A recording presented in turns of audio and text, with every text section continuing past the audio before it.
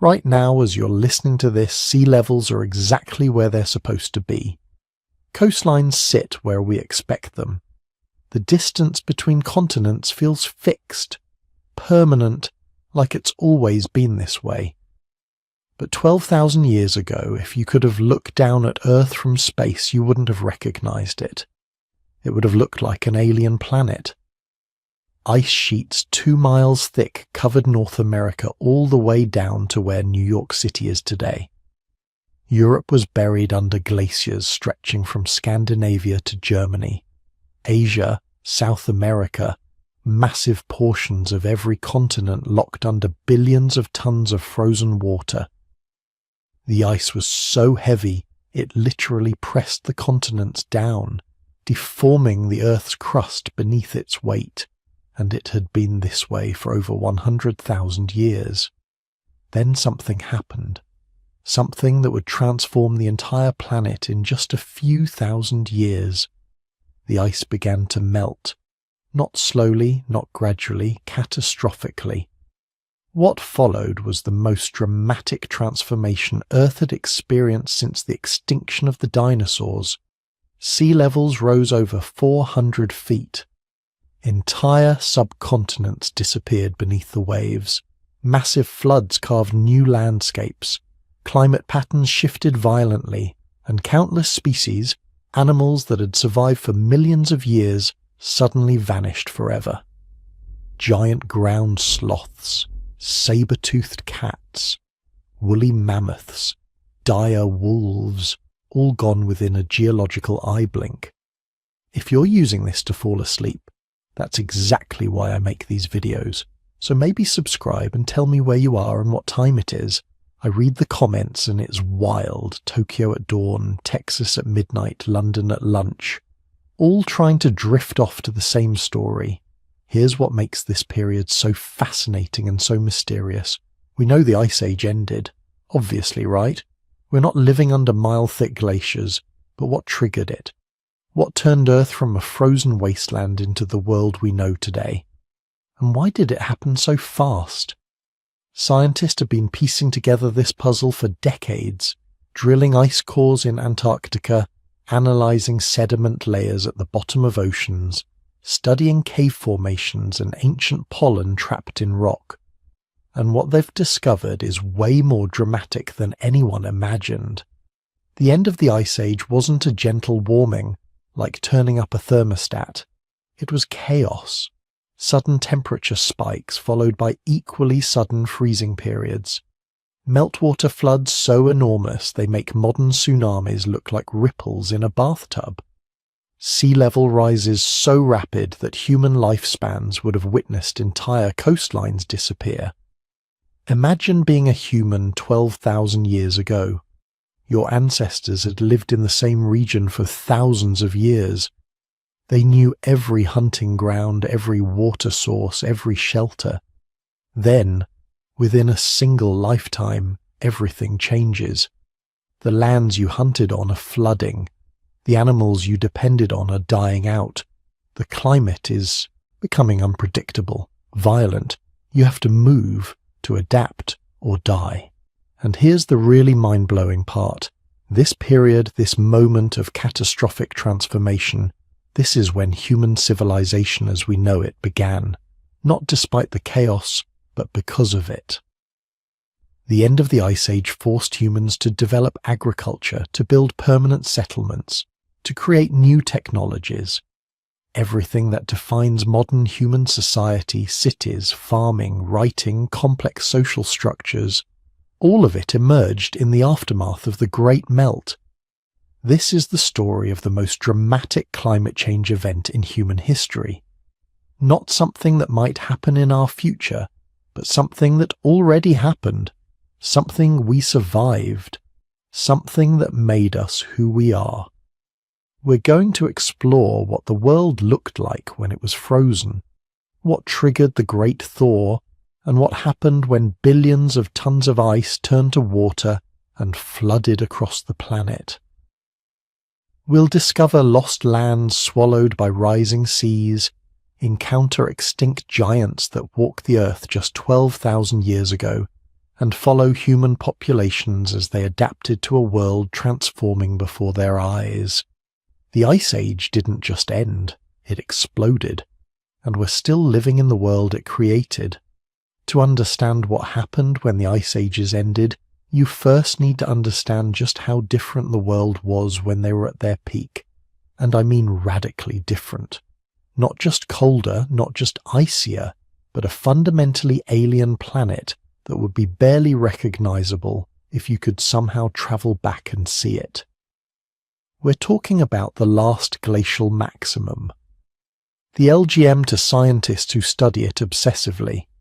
The period between roughly 26,500 and 19,000 years ago, when the ice reached its absolute maximum extent, when the glaciers that had been growing for tens of thousands of years finally hit their peak. Picture this. You're standing where Chicago is today, but there's no Chicago. There's no Lake Michigan. There's no prairie, no forest, no farms. There's just ice. A wall of ice so tall you can't see the top. 2 miles thick. That's not a typo. 2 miles, 10,560 feet of solid glacial ice stacked on top of what would one day become the American Midwest. The Laurentide ice sheet, as geologists call it, covered essentially all of Canada and extended down into what's now the northern United States. From the Atlantic to the Rocky Mountains, from the Arctic Ocean to roughly where modern-day New York, Chicago and Seattle sit today. Just ice. Endless, crushing, miles-thick ice. And that was just North America. Europe had its own ice sheet. The Fennoscandian ice sheet blanketed Scandinavia, covered the Baltic Sea, extended into northern Germany and Poland, and reached across into Russia. Britain wasn't an island. It was the western edge of a frozen European landmass, connected to the continent by hundreds of miles of exposed seafloor that we now call Doggerland. Asia had multiple ice complexes, the Barents Kara ice sheet in northern Russia, glaciers throughout Siberia. The Tibetan plateau was buried under ice. Even in the southern hemisphere, ice sheets in Patagonia and Antarctica were vastly larger than they are today. All told, ice sheets covered about 30% of Earth's land surface during the LGM. Today, they cover about 10%. That's a staggering difference, an entire extra continent's worth of ice, just sitting there, locking up water that would normally be in the oceans. Which brings us to one of the most mind-bending aspects of the glacial maximum. The sea level. During the LGM, global sea levels were approximately 400 feet lower than they are today. 400 feet. Think about that for a moment. That's a 40-story building. That's the entire depth of most continental shelves. All that water was locked up in the ice sheets. It had evaporated from the oceans over tens of thousands of years, fallen as snow on the growing glaciers, and just stayed there, compressed into ice, piling up mile after mile, year after year, century after century. The oceans were being drained to feed the ice, and when sea levels drop 400 feet, land masses appear. Vast territories that are underwater today were above sea level during the LGM. The Bering Strait, that narrow gap between Alaska and Russia, didn't exist. Instead, there was Beringia, a subcontinent roughly the size of Texas, stretching from Siberia to Alaska and beyond. Not a narrow land bridge as it's sometimes depicted, but a vast open landscape with its own ecosystems, its own weather patterns, its own populations of animals and humans. Doggerland, that drowned land between Britain and Europe, was a massive plain during the LGM. Rivers flowed across it, animals migrated through it. People lived there, hunted there, built shelters and raised families in what's now 100 feet of North Sea water. Southeast Asia was completely different. The islands of Indonesia, the Philippines, Malaysia, They were all connected to the Asian mainland or to each other by exposed seafloor. What we call the South China Sea was largely dry land. The Persian Gulf didn't exist as a body of water, it was a river valley. The coastlines of every continent extended miles, sometimes hundreds of miles beyond their current positions, and these weren't barren wastelands. These exposed continental shelves were prime real estate, river valleys, coastal plains, areas where marine nutrients met terrestrial ecosystems. These were some of the most productive environments on the planet, and they're all underwater now, which means the archaeological record of human life during the LGM is mostly drowned and destroyed. But the low sea levels and massive ice sheets were just the beginning of how different the world was. The climate patterns were completely transformed.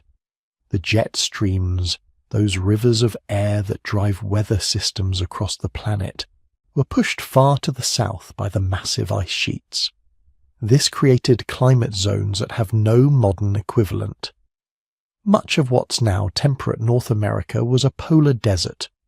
Cold, dry, windswept. Not exactly like Antarctica, but closer to that than to anything you'd see in North America today. The Mammoth Steppe, as paleontologists call it, stretched from Spain across Europe and Asia to Alaska and the Yukon. A vast grassland ecosystem unlike anything that exists today, maintained by the peculiar conditions of the glacial climate. Cold and dry, but with enough summer sun to support massive herds of grazing animals. Tropical regions were dramatically smaller and drier. The Amazon rainforest, that vast expanse of jungle that today covers an area roughly the size of the continental United States, was fragmented during the LGM, reduced to isolated pockets of forest surrounded by savanna and grassland. The Congo Basin in Africa experienced similar contraction. The tropical belt, which today extends roughly 3,000 miles north and south of the equator, was compressed into a fraction of that range. Deserts expanded. The Sahara, which today is the world's largest hot desert, was even more extreme during the LGM. It extended farther south and was more arid than at any point in recent geological history. The Australian interior was even drier than it is now. Deserts in Central Asia expanded to cover areas that today receive enough rainfall to support grasslands. But here's what's really wild. Some areas that are now marginal were actually better during the glacial maximum. Regions of North Africa that are desert today had reliable water sources. The Mediterranean Sea was smaller, and rivers that are now intermittent flowed year-round. Parts of the Middle East that are arid today supported substantial vegetation. The climate was more seasonal everywhere. Summers were shorter but intense. Winters were longer and more brutal. The temperature difference between summer and winter in any given location was more extreme than today. This created unique challenges and opportunities for any organism trying to survive, and survive they did.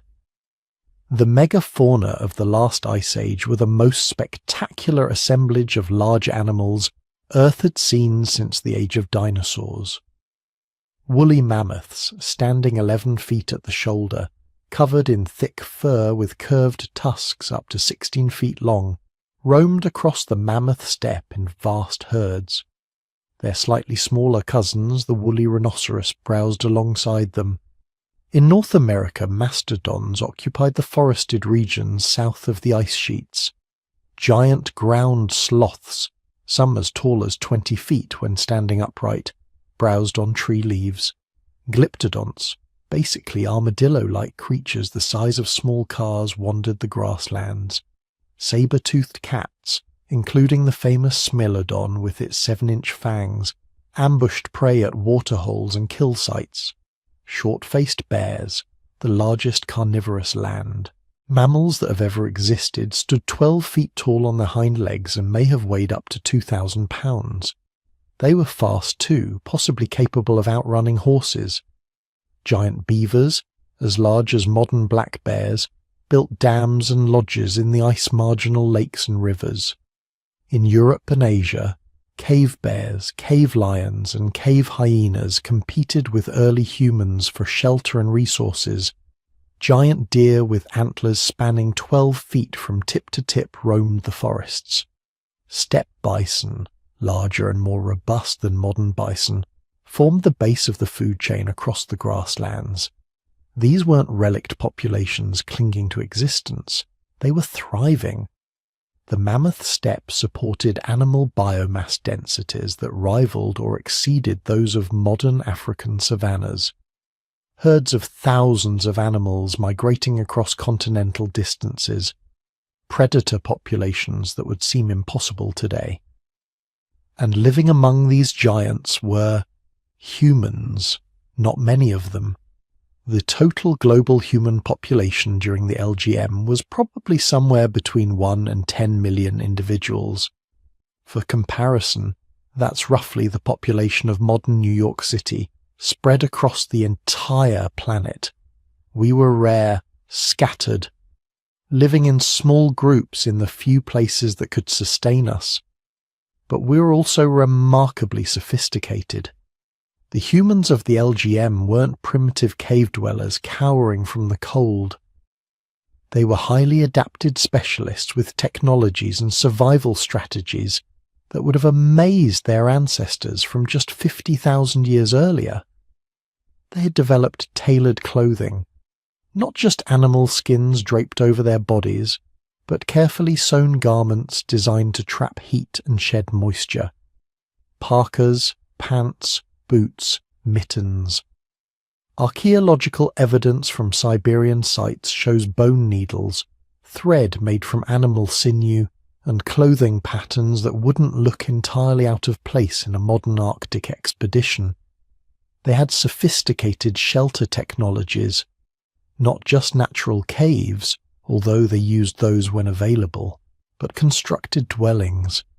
The famous mammoth bone houses of Ukraine and Russia, structures built from the skulls, tusks and long bones of mammoths, covered with animal hides and partially buried for insulation.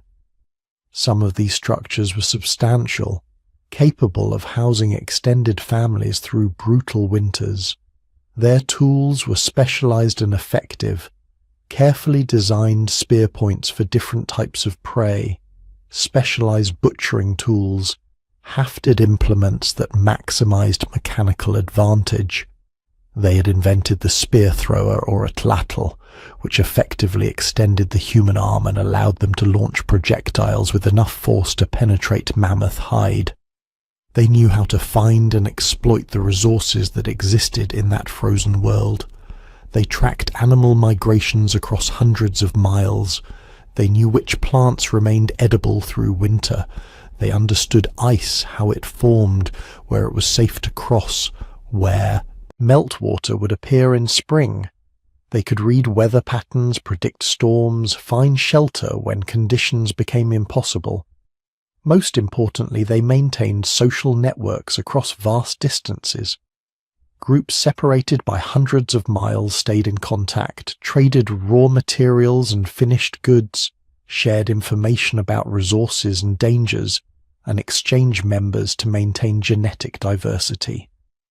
The archaeological record shows nearly identical tool styles across enormous geographic ranges, evidence of cultural connections that persisted even when direct contact must have been infrequent. They were also creating art. The famous cave paintings of Lascaux and Chauvet in France date to the LGM. Carved figurines, decorated tools, shell beads transported hundreds of miles from the coast. These weren't just survival-focused populations. They had the cognitive capacity and the social organization to create culture, to value beauty, to engage in activities that served no immediate survival function. But they were living on a knife's edge. Climate during the LGM wasn't static.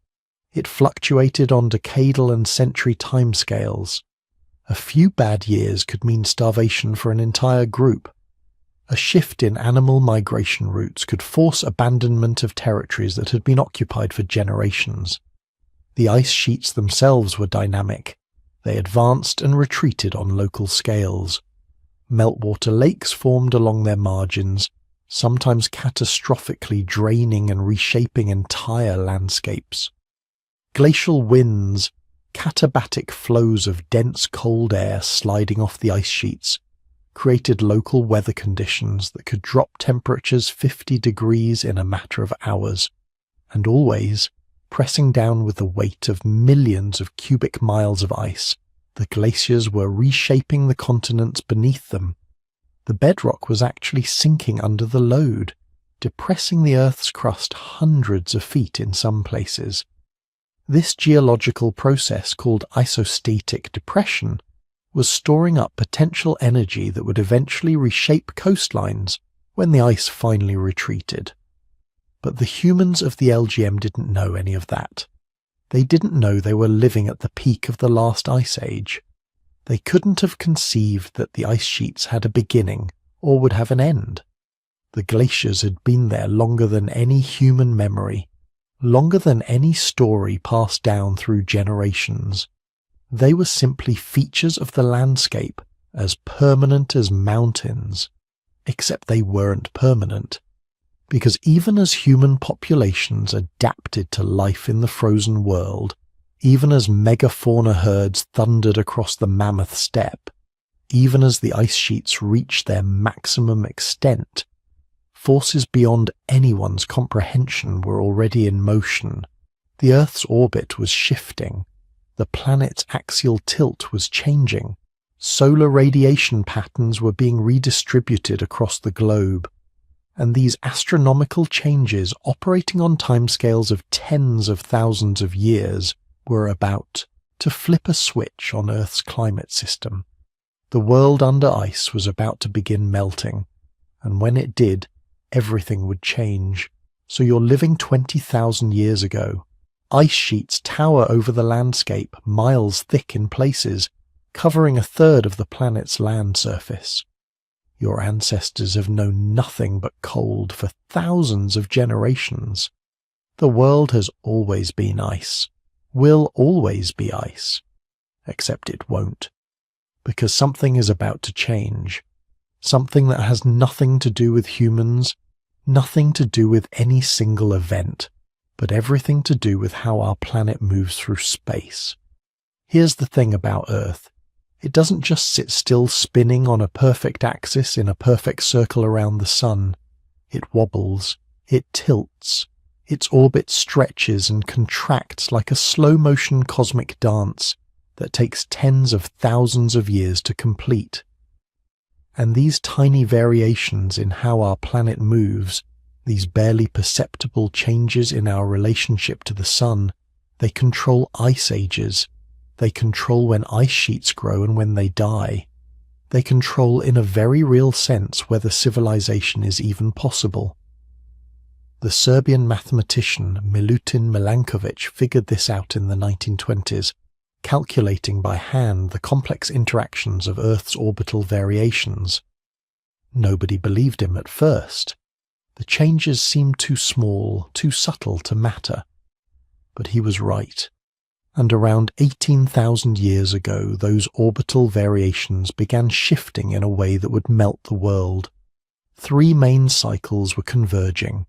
First, there's the precession of Earth's axis. Imagine a spinning top wobbling as it spins. That's what Earth does, except one complete wobble takes about 26,000 years. This wobble changes which hemisphere gets more intense sunlight during summer. Around 18,000 years ago, the wobble was shifting to deliver stronger summer sun to the northern hemisphere, where most of Earth's landmass and most of its ice sheets were located. Second, there's the tilt of Earth's axis, what scientists call obliquity. Earth's axis isn't perpendicular to its orbit around the sun. It tilts, currently at about 23.5 degrees, but that angle changes over a 41,000-year cycle, varying between about 22 and 24.5 degrees. More tilt means stronger seasons, hotter summers and colder winters. Less tilt means milder seasons overall. The tilt was increasing, creating more extreme seasonal contrasts. Hotter summers meant more ice melt. Third, there's the shape of Earth's orbit itself, called eccentricity. Sometimes Earth's orbit is nearly circular.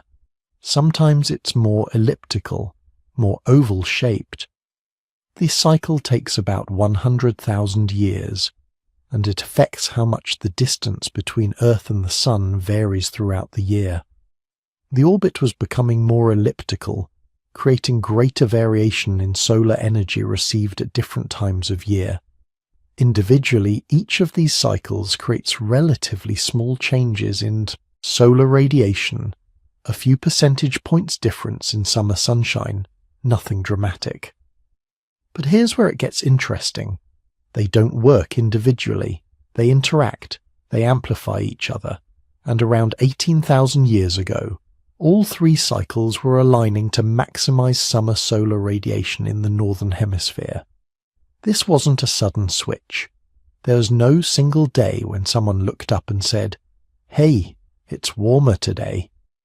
The initial changes were glacial, literally. A fraction of a degree warmer each century. Summers that melted slightly more ice than the previous generation remembered. Winters that deposited slightly less snow. For people living through it, the world probably seemed unchanging. But the ice sheets knew something was different. Those first extra degrees of summer warmth began working on the southern edges of the great ice sheets. Not the thick centers, not yet, but the margins. Places where ice hundreds of feet thick met bedrock or tundra. Summer melt increased. Slightly at first, then year by year, more water running off the ice edges, more dark ground exposed where white ice had been, and here's where physics becomes destiny. White ice reflects most of the sun's energy back into space. Scientists call this albedo, the measure of how reflective a surface is.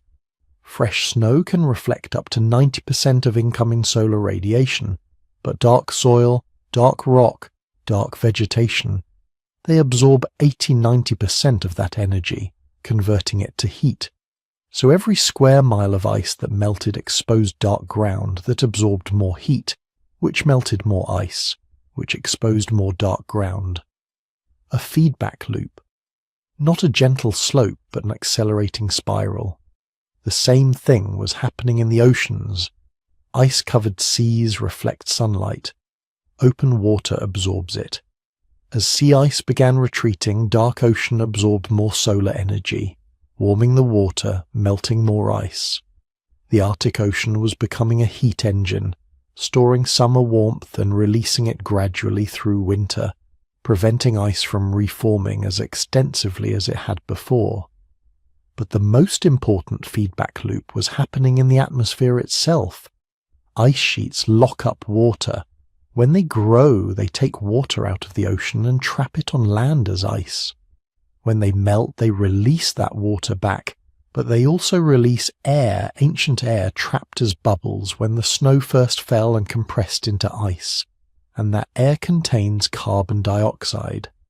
Now, the amount of CO2 released directly from melting ice is trivial, but the melting triggered other changes that weren't trivial at all. As ice sheets retreated, they exposed soil and vegetation that had been frozen for millennia. Plants that had been locked in ice began decomposing, releasing CO2 and methane. Permafrost started thawing, releasing more greenhouse gases. Most importantly, the warming oceans began releasing dissolved CO2.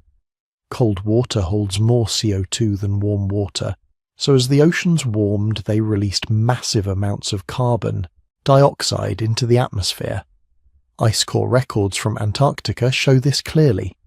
Around 18,000 years ago, atmospheric CO2 began rising. Not quickly by modern standards, but steadily, inexorably. From about 180 parts per million during the coldest part of the Ice Age, to eventually 280 parts per million by the time the warming was complete.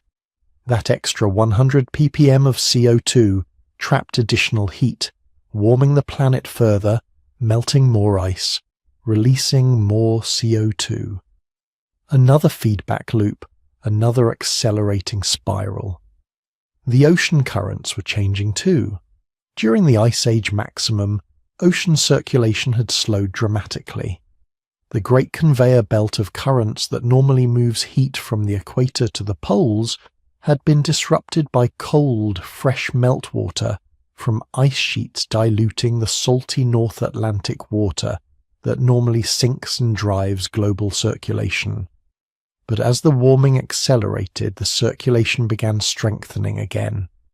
Warm tropical water started flowing north more vigorously, bringing heat to high latitudes, melting ice from below even as the sun melted it from above. Think of it like this. You're trying to keep an ice cube frozen on a warm day. You can put it in the shade, that's like reducing solar radiation. You can insulate it, that's like cloud cover. But if you also run warm water over it while sitting it on a warm plate in the sun, that ice cube doesn't stand a chance. The ice sheets were that ice cube, and every feedback loop was another source of heat they couldn't escape. For several thousand years, this process continued gradually. The ice sheets were massive, containing enough frozen water to raise sea level by 400 feet when fully melted. They didn't disappear overnight. The North American ice sheet, called the Laurentide, covered most of Canada and the northern United States with ice up to 2 miles thick. The Scandinavian ice sheet buried northern Europe under similar depths. These were not fragile structures that would collapse from a few warm summers. But here's what makes this story fascinating. The melting wasn't smooth. It wasn't a gentle, linear progression from Ice Age to modern world. It was chaotic, punctuated by sudden dramatic events, separated by periods of relative stability or even temporary recooling. The climate system doesn't change smoothly. It has thresholds, tipping points where small changes trigger massive responses. Around 16,000 years ago, the melting accelerated, not gradually, but abruptly. Something had shifted in the climate system, possibly a reorganization of ocean currents, possibly the ice sheets reaching a critical threshold of instability. Suddenly, instead of slow retreat, ice was collapsing.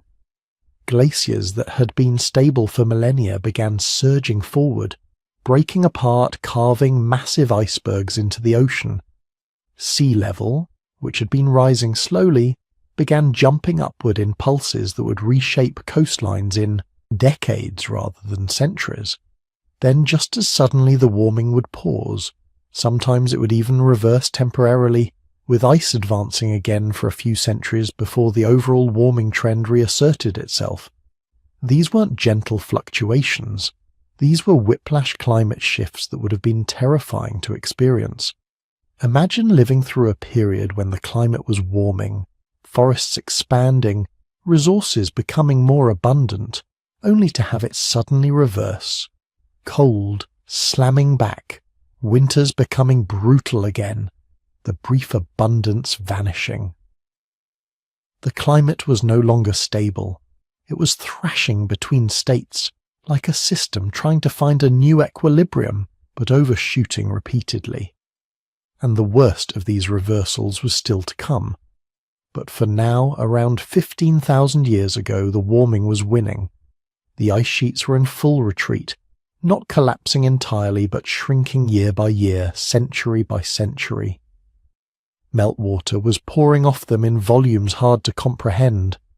Rivers the size of the Amazon, flowing only in summer, carrying the frozen remnants of the Ice Age into the warming oceans. And here's the crucial point that people living through this probably never understood. The warming wasn't being caused by anything on Earth.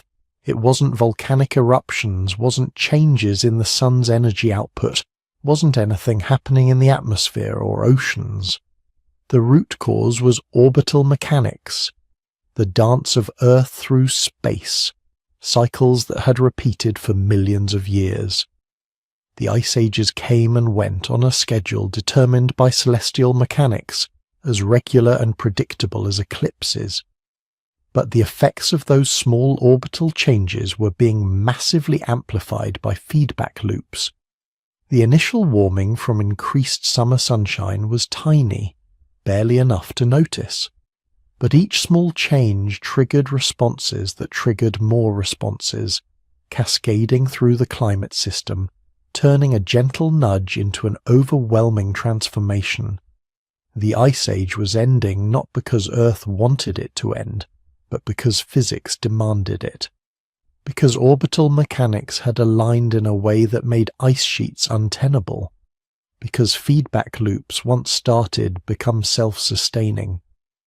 The ice had dominated for 100,000 years, but its reign was ending. The great melt had begun, and it was about to become catastrophic. Around 14,600 years ago, something happened that would have seemed like the end of the world. Not gradually, not over millennia, but within the span of just a few human lifetimes. The sea level rose by 50 to 80 feet. Let that sink in for a moment. 50 to 80 feet. In 340 to 500 years, that's roughly 15 to 25 centimeters per generation. Enough that grandparents could tell their grandchildren stories about beaches and fishing grounds that now lay beneath the waves. Enough that entire coastlines, complete with the camps, settlements, and territories that humans had occupied for thousands of years, simply vanished beneath rising water. This is what scientists call meltwater pulse 1A. The name sounds clinical, almost boring.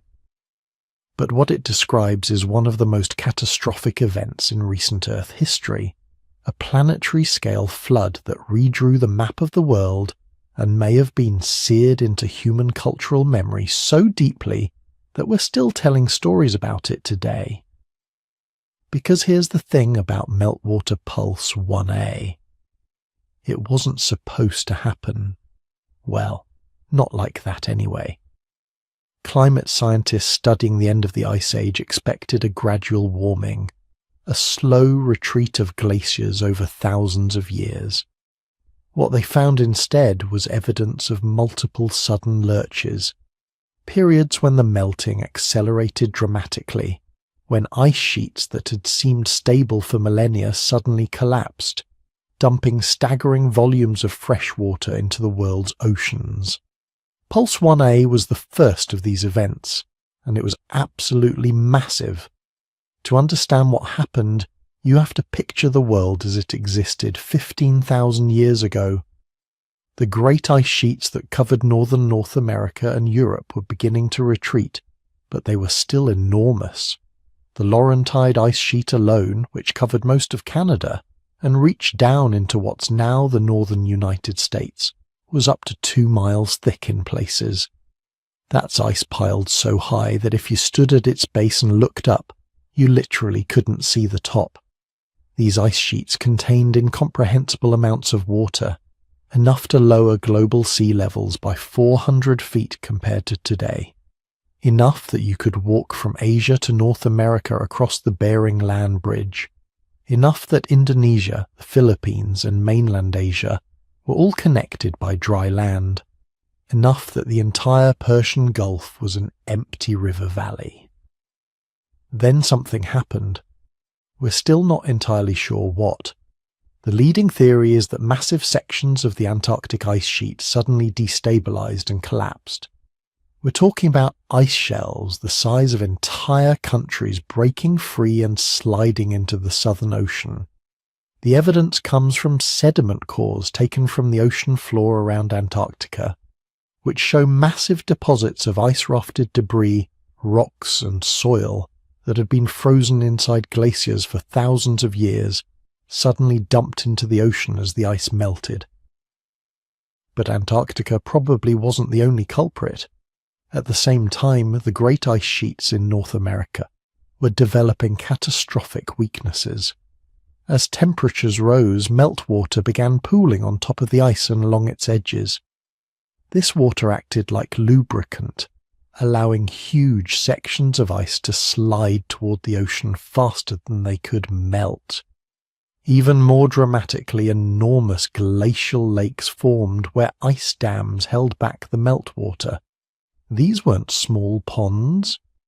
We're talking about bodies of water larger than the Great Lakes, held back by walls of ice hundreds of feet high. When those dams failed, and they did fail, the results were apocalyptic. Imagine a wall of water 300 feet high moving at 60 miles per hour, carrying icebergs the size of office buildings, scouring the landscape down to bedrock. The geological evidence for these megafloods is written across the landscape of North America. In Washington state, the channeled scablands show exactly what happens when an ice dam fails, and an entire glacial lake empties in a matter of days. Giant ripples in the bedrock, each one taller than a house. Boulders the size of cars carried hundreds of miles from their source. Channels carved through solid rock by water moving so fast and carrying so much debris that it could erode anything in its path. And this wasn't a one-time event. It happened repeatedly. Every time an ice dam formed and then failed, every time a section of ice sheet collapsed. Each flood would have been a catastrophe on its own. Together they poured enough fresh water into the North Atlantic to fundamentally alter the ocean's circulation. But the most dramatic flooding was happening along the coasts. As all this meltwater poured into the oceans, sea levels rose at rates that would be considered catastrophic, even by today's standards. Coastal areas around the world were experiencing regular inundation, not all at once, but relentlessly. Year after year, season after season, the water kept coming. For human populations living along the coasts, and most of them were because coastlines offered the most abundant and reliable food sources, this would have been existentially terrifying. Imagine living in a world where the boundary between land and sea is constantly shifting, where fishing camps you've used for generations are underwater within your lifetime, where territories that your people have occupied for thousands of years are being consumed by the advancing ocean. The evidence for this great drowning is everywhere, if you know where to look. Coral reefs that formed in shallow water 14,000 years ago are now submerged beneath 50 feet of ocean. Ancient shorelines are preserved on continental shelves far below the modern sea level. Sediment cores from the ocean floor show distinct layers corresponding to the massive freshwater influx, recognizable by the types of plankton fossils they contain. Freshwater species suddenly appearing in ocean sediments, then disappearing just as quickly as the pulse passed. But the most compelling evidence comes from what the flooding did to the world's ocean circulation. The oceans don't just sit there. They're in constant motion, driven by differences in temperature and salinity. The North Atlantic is particularly important because it's where the warm Gulf Stream current reaches its northern limit, releases its heat to the atmosphere, becomes denser as it cools, and sinks to begin the deep ocean return flow back south. This circulation pattern is what keeps Europe habitable despite being at the same latitude as northern Canada.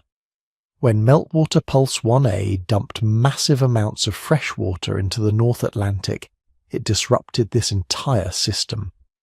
Freshwater is less dense than salt water. It doesn't sink as readily. The enormous pulse of meltwater essentially formed a lid on top of the North Atlantic, preventing the normal circulation from functioning. The Gulf Stream slowed, maybe even stopped temporarily. Heat stopped flowing northward, and the climate response was immediate and dramatic. This is probably what triggered the Younger Dryas, the 1,000-year return to near-glacial conditions that we'll explore in detail shortly. But first, we need to understand what Meltwater Pulse 1a meant for the humans who lived through it. Because here's the reality. Most human settlements at the end of the Ice Age were coastal. The interior was still dominated by ice sheets, tundra, and harsh environments. The coasts offered predictable food resources: fish, shellfish, marine mammals, seabirds. Archaeological evidence suggests that coastal populations were more numerous, more settled, and more culturally sophisticated than their inland counterparts. And Meltwater Pulse 1a drowned their entire world. We're talking about thousands of miles of coastline, representing tens of thousands of square miles of territory, disappearing beneath the waves. Entire landscapes where humans had been living, hunting, gathering, and creating culture for thousands of years. Gone. Not destroyed suddenly, but slowly enough that people could watch it happening, fast enough that they couldn't adapt in place. The human response was what you'd expect: retreat.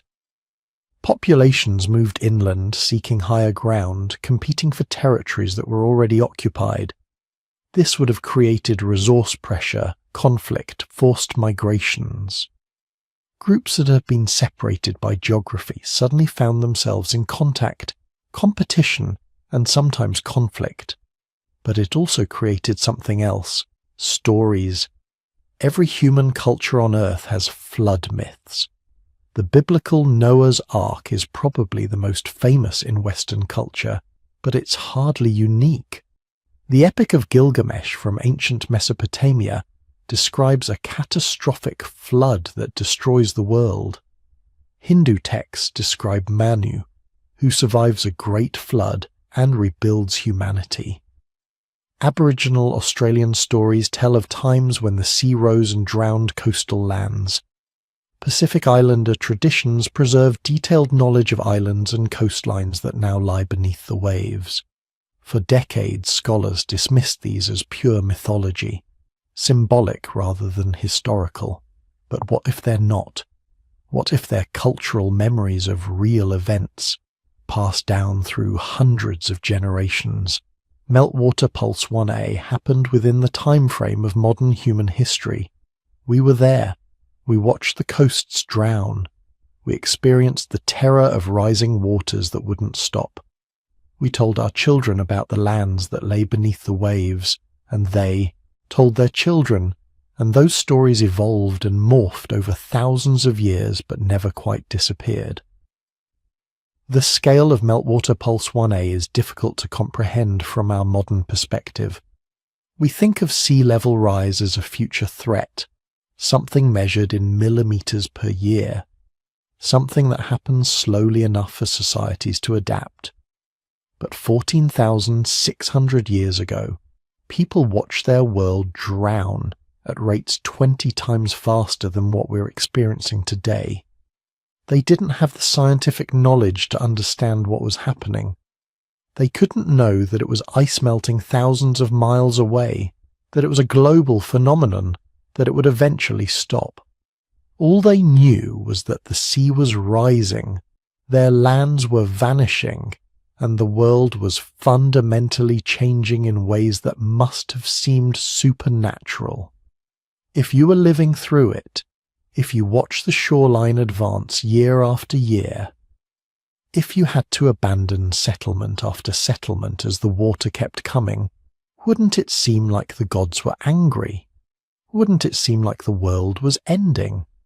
Wouldn't you tell that story to your children, and wouldn't they tell their children, until it became encoded in the deepest myths of your culture? Meltwater Pulse 1a changed the map of the world. It ended the Ice Age coastlines forever, created the sea levels that would define human civilization for the next 14,000 years. But it also might have changed something deeper: our collective memory, our cultural consciousness, our understanding that the world we live in is not permanent, that catastrophe can come not as sudden apocalypse but as slow, relentless change that cannot be stopped or reversed. And the pulse itself? It eventually ended. The ice that collapsed had collapsed. The water that could flow had flowed. Sea levels stabilized, at least temporarily. But the damage was done. The North Atlantic circulation was disrupted. The climate was destabilized, and the stage was set for what happened next. The Younger Dryas, when the ice came roaring back for one final desperate attempt at reclaiming the world. Just when humanity thought it had figured things out, the world hit the reset button. 12,900 years ago, right in the middle of the Great Melt, right when temperatures were rising and ice sheets were retreating and humans were spreading into newly habitable territories, everything suddenly reversed. Within a single human lifetime, maybe less, the climate crashed back toward Ice Age conditions. It was like the planet changed its mind. Scientists call this period the Younger Dryas, named after an Arctic wildflower called Dryas octopetala that suddenly reappeared in regions where it hadn't grown for thousands of years. But that gentle botanical name hides something terrifying. This wasn't a gradual cooling trend. This was climate whiplash on a scale that would seem impossible if we didn't have overwhelming evidence that it actually happened. The temperature data from Greenland ice cores tells the story with brutal precision. In less than a decade, maybe as little as 3 years, average temperatures in the North Atlantic region dropped by 15 degrees Celsius. That's 27 degrees Fahrenheit in 3 years. To put that in perspective, imagine if the temperature where you live suddenly matched somewhere 1,000 miles closer to the nearest pole, permanently, within your child's lifetime. Ice sheets that had been retreating for 7,000 years suddenly stopped and began advancing again. Glaciers in Scandinavia pushed south, grinding over territories that had been ice-free for millennia. In North America, the Laurentide ice sheet, which had been melting steadily, thickened and spread. Alpine glaciers in the mountains of Europe and Asia reversed their retreat and started flowing downhill again. But here's what makes the Younger Dryas truly bizarre. It wasn't global. While the North Atlantic region and areas connected to it plunged back into near-glacial conditions, other parts of the world experienced much milder effects, or none at all. New Zealand actually got warmer during the Younger Dryas. Parts of South America show no climate disruption at all during this period. Antarctica barely noticed. This regional pattern is the key to understanding what happened. Because whatever caused the Younger Dryas, it wasn't a simple cooling of the entire planet. It was something that specifically disrupted the climate system of the Northern Hemisphere, while leaving much of the Southern Hemisphere relatively unaffected. The leading theory involves the Atlantic meridional overturning circulation, which you might know better as the Gulf Stream, though that's technically just one part of it. This is the massive conveyor belt of ocean currents that carries warm water from the tropics to the North Atlantic, then sends cold water back south along the ocean floor. It's what keeps Europe significantly warmer than it should be at its latitude. Without it, London would have the climate of Labrador. The system depends on a delicate balance of temperature and salinity. Warm, salty water flows north at the surface. As it cools near Greenland and Norway, it becomes denser and sinks, creating a massive downwelling that pulls more warm water north behind it. The cold water flows south along the bottom of the ocean, eventually rising and warming again in the tropics.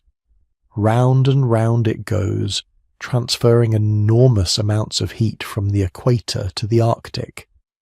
But here's the vulnerability. The system relies on that water being salty enough to sink when it cools. If you suddenly dump massive amounts of fresh water into the North Atlantic, the water becomes less dense. Even when it cools, it might not sink, and if it doesn't sink, the whole circulation pattern can slow down or even stop. That's exactly what researchers think happened 12,900 years ago. For thousands of years, the melting Laurentide ice sheet had been pooling meltwater in a massive glacial lake called Lake Agassiz.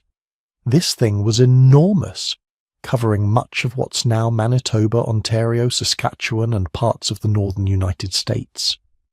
At its maximum, it held more water than all of today's Great Lakes combined. For millennia, this lake had drained south through the Mississippi River system. But as the ice sheet continued melting, new drainage routes opened up. Suddenly, catastrophically, the entire lake found a new path to the ocean. Not south through the Mississippi, but east through the Great Lakes and the St. Lawrence River, or possibly north through the Mackenzie River into the Arctic Ocean. Billions upon billions of gallons of fresh water poured into the North Atlantic over a period of months or years. The ocean's surface salinity plummeted. The warm, salty water from the tropics couldn't sink anymore. The Atlantic meridional overturning circulation slowed dramatically, or perhaps stopped completely. And without that massive heat transfer system, the North Atlantic region plunged into a deep freeze. But that's just the leading theory. The truth is, we're not entirely sure what triggered the Younger Dryas, and there might have been multiple factors working together. Some researchers point to evidence of an extraterrestrial impact. They've found a thin layer of sediment dating to exactly 12,900 years ago that contains unusual materials, nanodiamonds, which can form during impacts, magnetic spherules, high concentrations of iridium and platinum, elements that are rare on Earth's surface but common in asteroids and comets, a thin layer of carbon-rich material suggesting massive wildfires. The impact hypothesis suggests that a comet or asteroid, possibly a fragment of a larger object, exploded over North America or impacted the Laurentide ice sheet itself. The explosion would have instantly melted massive amounts of ice, triggering the meltwater flood into the North Atlantic. It would have ignited continent-wide wildfires.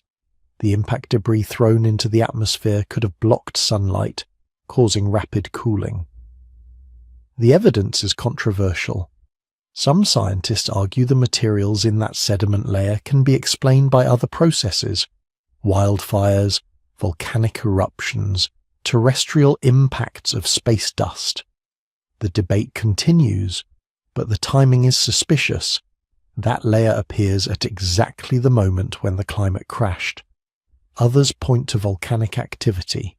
The period around the Younger Dryas onset shows evidence of increased volcanism in several regions. Large eruptions can inject massive amounts of sulfur dioxide into the stratosphere, creating aerosols that reflect sunlight and cool the planet. A series of major eruptions in quick succession could potentially trigger rapid cooling. There's even a solar hypothesis. Some researchers think variations in solar output, combined with changes in Earth's magnetic field, could have reduced the amount of solar radiation reaching the planet just enough to tip the climate system into a cold snap. The truth might involve all of these factors working together. Maybe the circulation was already weakening due to gradual meltwater input. Then a comet impact or major volcanic eruption provided the final push, dumping enough fresh water or blocking enough sunlight to shut down the system entirely. Whatever the cause, the effects were devastating, and they're written in the geological record with stunning clarity. Ice cores from Greenland show a sharp spike in dust and lower snow accumulation, indicating colder, drier conditions. Lake sediments across Europe show a sudden change from temperate plant species to cold-adapted Arctic vegetation. Cave formations in places like China show altered precipitation patterns, Even the ocean floor tells the story. Deep-sea sediment cores show a dramatic change in the types of microscopic organisms, reflecting colder surface waters. But the most haunting evidence comes from the animals that died during this period. The Younger Dryas marks an acceleration in the megafauna extinctions that had been happening across North America since humans arrived on the continent. Mammoths, mastodons, giant ground sloths, saber-toothed cats, enormous short-faced bears. Species that had survived previous ice ages suddenly couldn't cope with this rapid climate reversal. Some researchers think the Younger Dryas was the final straw for animals already stressed by human hunting. Others argue the climate change itself was enough to push them over the edge. Most likely it was both. Human populations had been growing across the Americas for several thousand years. Large animals were being hunted. Their populations were already in decline. Then suddenly, in the span of a few years, the climate they had adapted to over thousands of generations shifted violently. Grasslands that had been expanding as the Ice Age ended suddenly retreated again. Food sources disappeared. Migration routes were disrupted. For animals living on the edge, it was too much. They vanished, leaving behind only their bones frozen in the tundra or preserved in tar pits. But here's what's really remarkable. Humans survived. Not just survived, but in many cases actually thrived during the Younger Dryas. This tells us something profound about human adaptability. Some human groups definitely suffered. The archaeological record shows population declines in certain regions.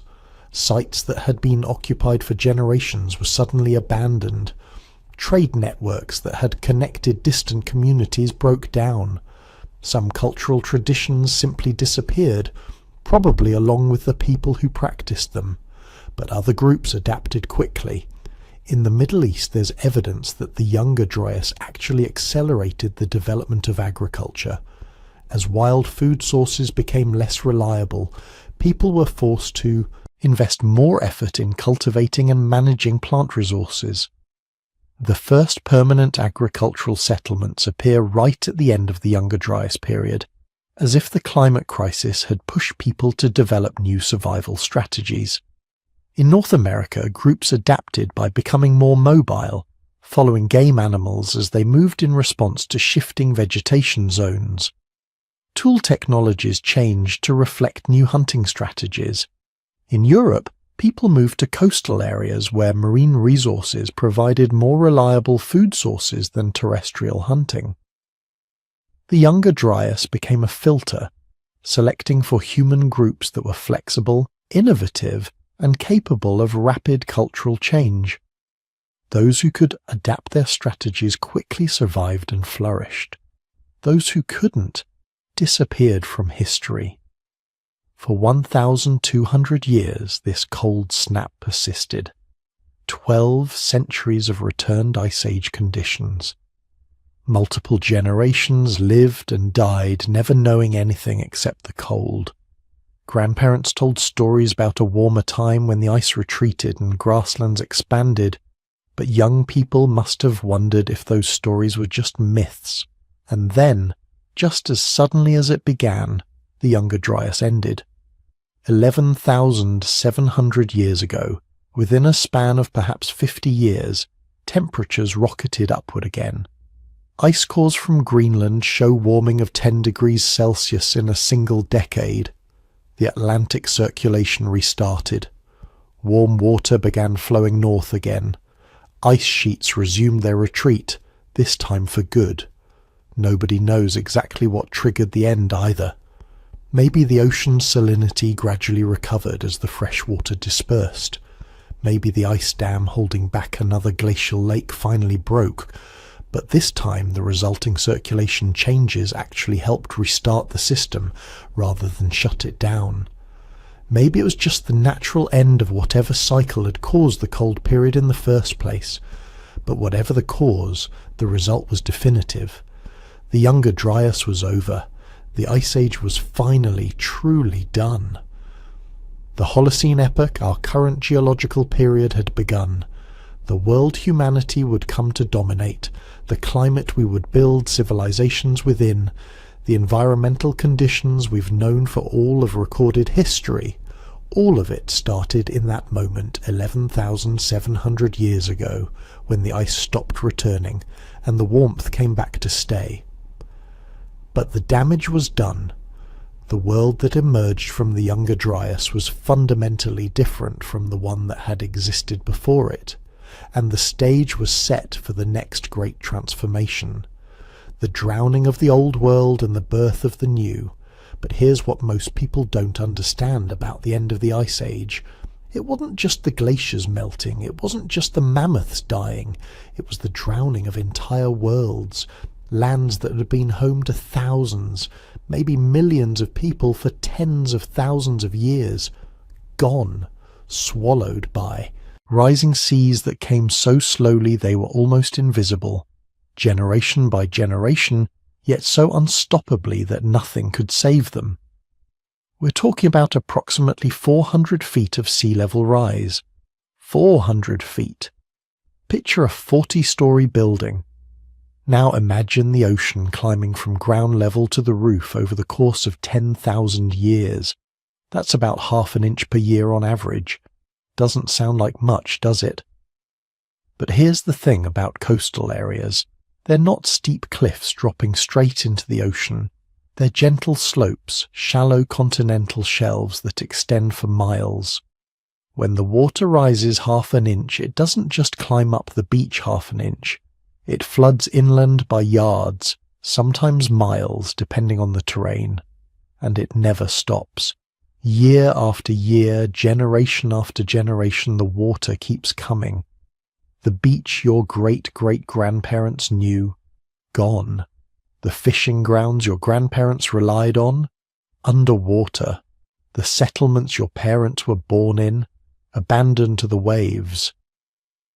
For 10,000 years, coastal communities around the world lived with this slow-motion catastrophe, always retreating, always moving inland, always losing ground to the sea. Let's start with Doggerland, because if you've never heard of it, you should have.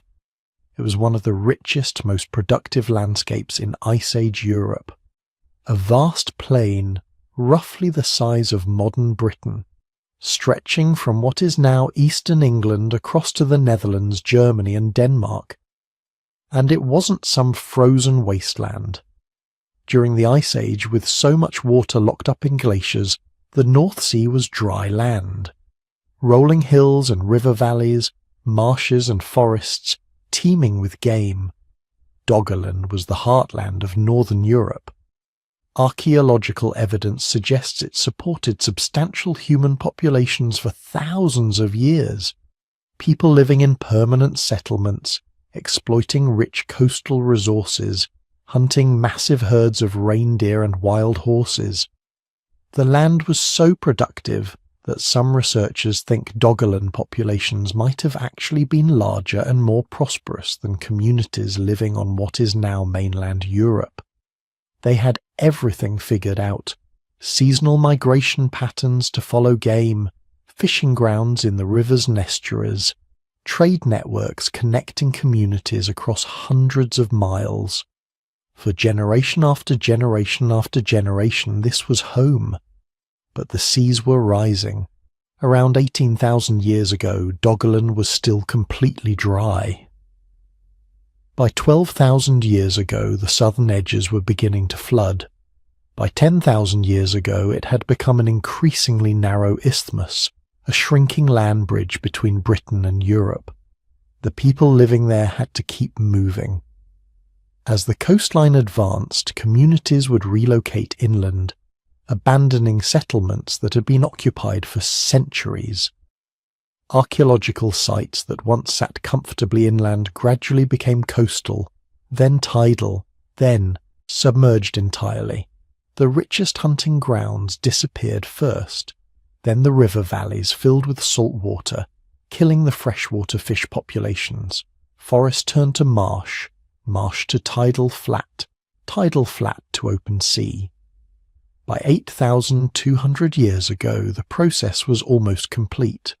Britain had become an island. The last remnants of Doggerland were a scatter of low islands in what is now the North Sea. Maybe a few desperate communities clinging to hilltops that were becoming smaller with every tide. And then those islands disappeared too. An entire world gone. Thousands of years of human history drowned beneath waves that are still there today, rolling over the fishing grounds where trawlers now pull up ancient human artifacts along with modern catches. Across the Atlantic, something similar was happening to Beringia. This was the land bridge connecting Asia to North America, the gateway through which the first Americans had walked into a virgin continent. But Beringia wasn't just a bridge. It was a landscape in its own right. A vast plain up to 1,000 miles wide, stretching from Siberia to Alaska. And like Doggerland, it was rich. Cold, yes. Harsh, absolutely. But productive in ways that might surprise you. The exposed seabed created what scientists call a mammoth steppe ecosystem. Grasslands and tundra supporting huge populations of mammoths, horses, bison, and caribou. The kind of place where skilled hunters could thrive. For at least 15,000 years, maybe longer, Beringia was home to human populations who had adapted perfectly to this environment. They were the staging ground for the colonization of the Americas. Wave after wave of migrants moving east, following game herds into Alaska and beyond. But starting around 14,000 years ago, the seas began reclaiming Beringia. The southern edge flooded first, cutting off the easiest routes between continents. By 11,000 years ago, the land bridge had narrowed to a fraction of its Ice Age extent. Communities that had lived on what they thought was solid ground suddenly found themselves on shrinking peninsulas, watching the ocean advance year by year. By 10,000 years ago, the Bering Strait had reopened. Asia and America were separated again. The gateway was closed. Those final populations trapped on Beringia as it shrank. We don't know what happened to them. Maybe they migrated east or west, rejoining larger populations. Maybe they tried to stay, living on the last high ground until the rising seas took even that. Either way, an entire corridor of human migration, a landscape that had facilitated one of the greatest journeys in human history, vanished beneath the waves. But the greatest loss, the most catastrophic drowning, happened in Southeast Asia. This was Sunderland, and it wasn't just big, it was massive. During the last glacial maximum, when sea levels were at their lowest, the entire continental shelf between mainland Southeast Asia and the islands of Indonesia was exposed. We're talking about an area the size of India, a vast extension of the Asian continent, connecting modern-day Thailand, Vietnam, Malaysia, Indonesia, and the Philippines into one enormous landmass. And here's what makes Sunderland so tragic. It was probably the richest, most productive human habitat in the Ice Age world. Tropical climate even during the glacial maximum. Rivers, forests, coastlines teeming with resources. No harsh winters. No massive seasonal migrations necessary. Year-round abundance. Some researchers think Sunderland might have supported the largest human populations anywhere on Earth during the Ice Age. Not scattered bands of a few dozen people, but substantial communities, maybe villages, possibly even proto-cities if such things existed 15,000 years ago. But we have almost no archaeological evidence for this, because it's all underwater. Every settlement, every tool, every artwork, every burial site created by thousands of years of human habitation in Sunderland now sits beneath 200 feet of tropical seawater. The rise in seas claimed nearly the entire landmass. By 10,000 years ago, only the highest elevations remained above water. What we now know as Indonesia and the Philippines, the peaks of mountains that once rose from vast coastal plains, the displacement must have been staggering. If Sunderland really did support dense populations, we're talking about millions of people forced to relocate over the course of several thousand years, moving inland, climbing into highlands that were already occupied, competing for resources in an ever-shrinking land area. The genetic and cultural consequences would have been enormous. Populations mixing and merging, languages diverging and evolving, social structures adapting to new realities. This might explain one of the great mysteries of Southeast Asian history. Why is there such incredible cultural and linguistic diversity in the region? Why do the Philippines alone have over 180 languages? Maybe because the flooding of Sunderland created exactly the conditions for rapid cultural divergence. Populations that had once been connected by vast coastal plains suddenly found themselves isolated on separate islands, evolving independently for thousands of years. Other drowned worlds tell similar stories. The Persian Gulf during the Ice Age wasn't a gulf at all. It was a fertile river valley, fed by the Tigris and Euphrates rivers, flowing through what is now the seabed. Some researchers think this lost valley might have been one of the most productive landscapes in the Middle East, a potential cradle for early agriculture, now buried beneath the sea. The Black Sea has an even more dramatic story. Around 7,600 years ago, it wasn't connected to the Mediterranean. It was a smaller freshwater lake, sitting far below global sea level. Farming communities had spread around its shores, taking advantage of rich soils and reliable water. Then, catastrophically, the rising Mediterranean breached the narrow land barrier at what is now the Bosphorus Strait. Salt water came pouring through in what some geologists think might have been the largest waterfall in human history. The Black Sea rose hundreds of feet in a matter of months, maybe even weeks. Entire settlements disappeared. Thousands of square miles of prime agricultural land drowned in a geological instant. For the people living there, it must have seemed like the end of the world. Some researchers think this event might be the historical basis for flood myths that appear in multiple Middle Eastern cultures. The biblical flood, the Epic of Gilgamesh, not a global deluge, but a regional catastrophe that destroyed an entire civilization's homeland. In Australia, Aboriginal communities watched their coastlines retreat inland by up to 150 miles in some areas. Sacred sites, camping grounds, seasonal gathering places that had been used for tens of thousands of years, all gradually claimed by the sea. Oral traditions from multiple Aboriginal groups describe this process. Stories of lands that sank, of ancestors who had to flee rising waters. Western scientists dismissed these as myths for generations.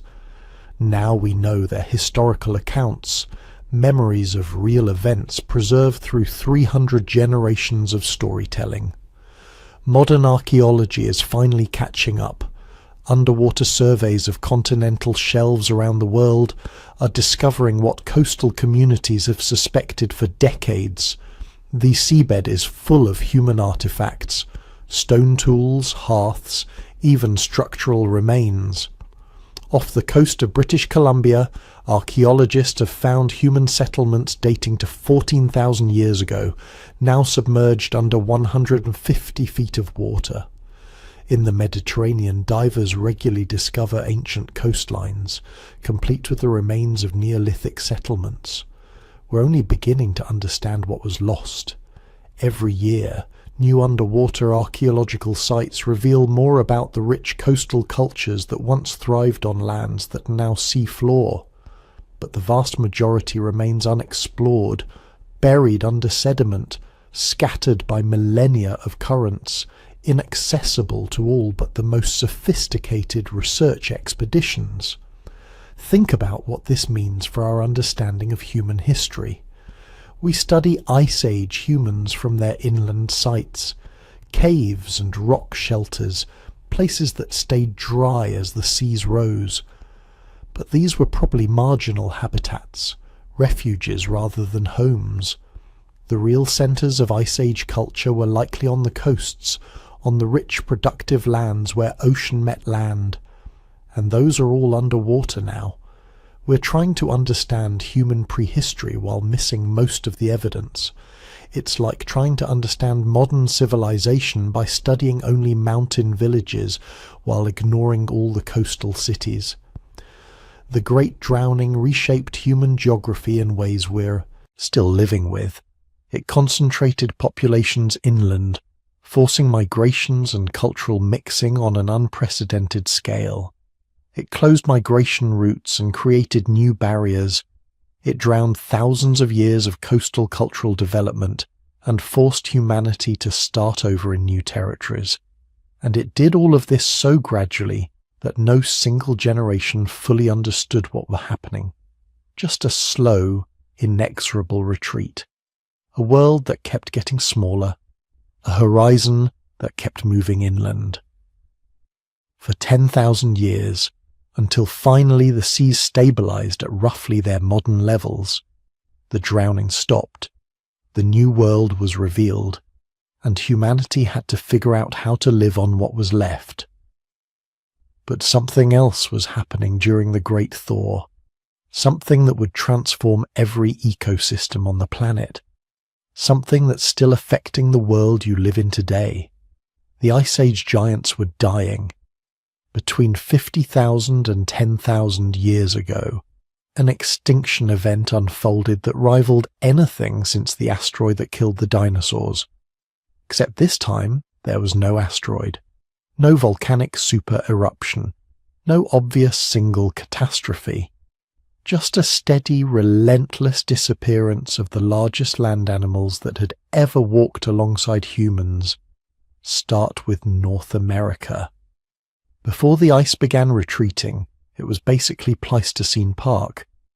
Mammoths wandering in herds across vast grasslands, their massive bulk adapted perfectly to extracting nutrition from tough Ice Age vegetation.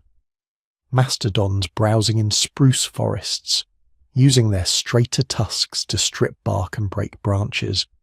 Horses. Not the domesticated animals we know today, but wild species that had evolved on the continent for millions of years. Camels. Yes, camels, because North America was where they originally came from before some populations wandered across the Bering Land Bridge into Asia. Giant ground sloths the size of elephants, moving slowly through woodlands, using enormous claws to pull down tree branches. Glyptodonts, basically a Volkswagen-sized armadillos with club tails. Short-faced bears, the largest terrestrial predators of the Ice Age, standing 12 feet tall on their hind legs. Saber-toothed cats with those infamous 7-inch canines, perfectly designed for slicing through the thick hides of megafauna prey.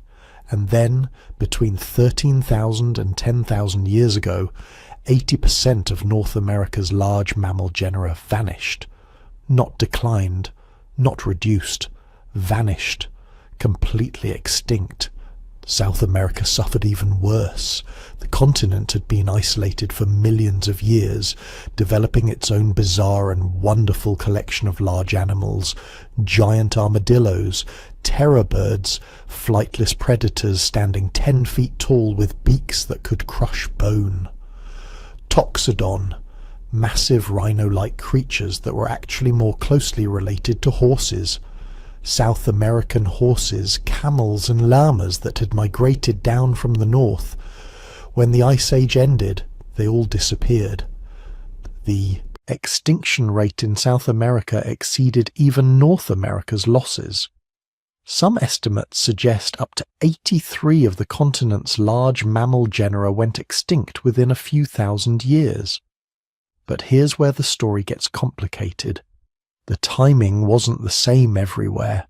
Australia's megafauna disappeared much earlier, between 50,000 and 40,000 years ago, long before the last glacial maximum even reached its peak.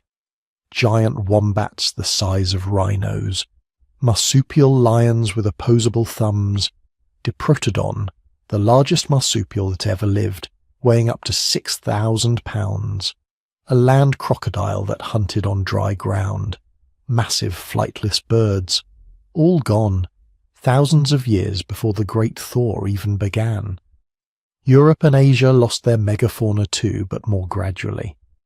Woolly rhinoceros, perfectly adapted to the cold steppes, disappeared around 14,000 years ago.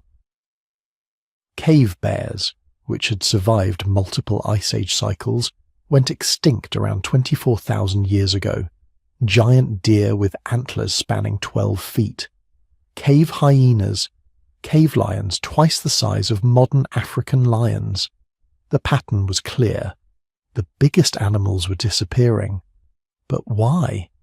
For decades, scientists have fought over this question. Two camps emerged, each with compelling evidence. Climate change versus human hunting. The planet's two most destructive forces going head-to-head in an argument about who killed the Ice Age giants. The climate change hypothesis seemed obvious at first. The world was transforming rapidly.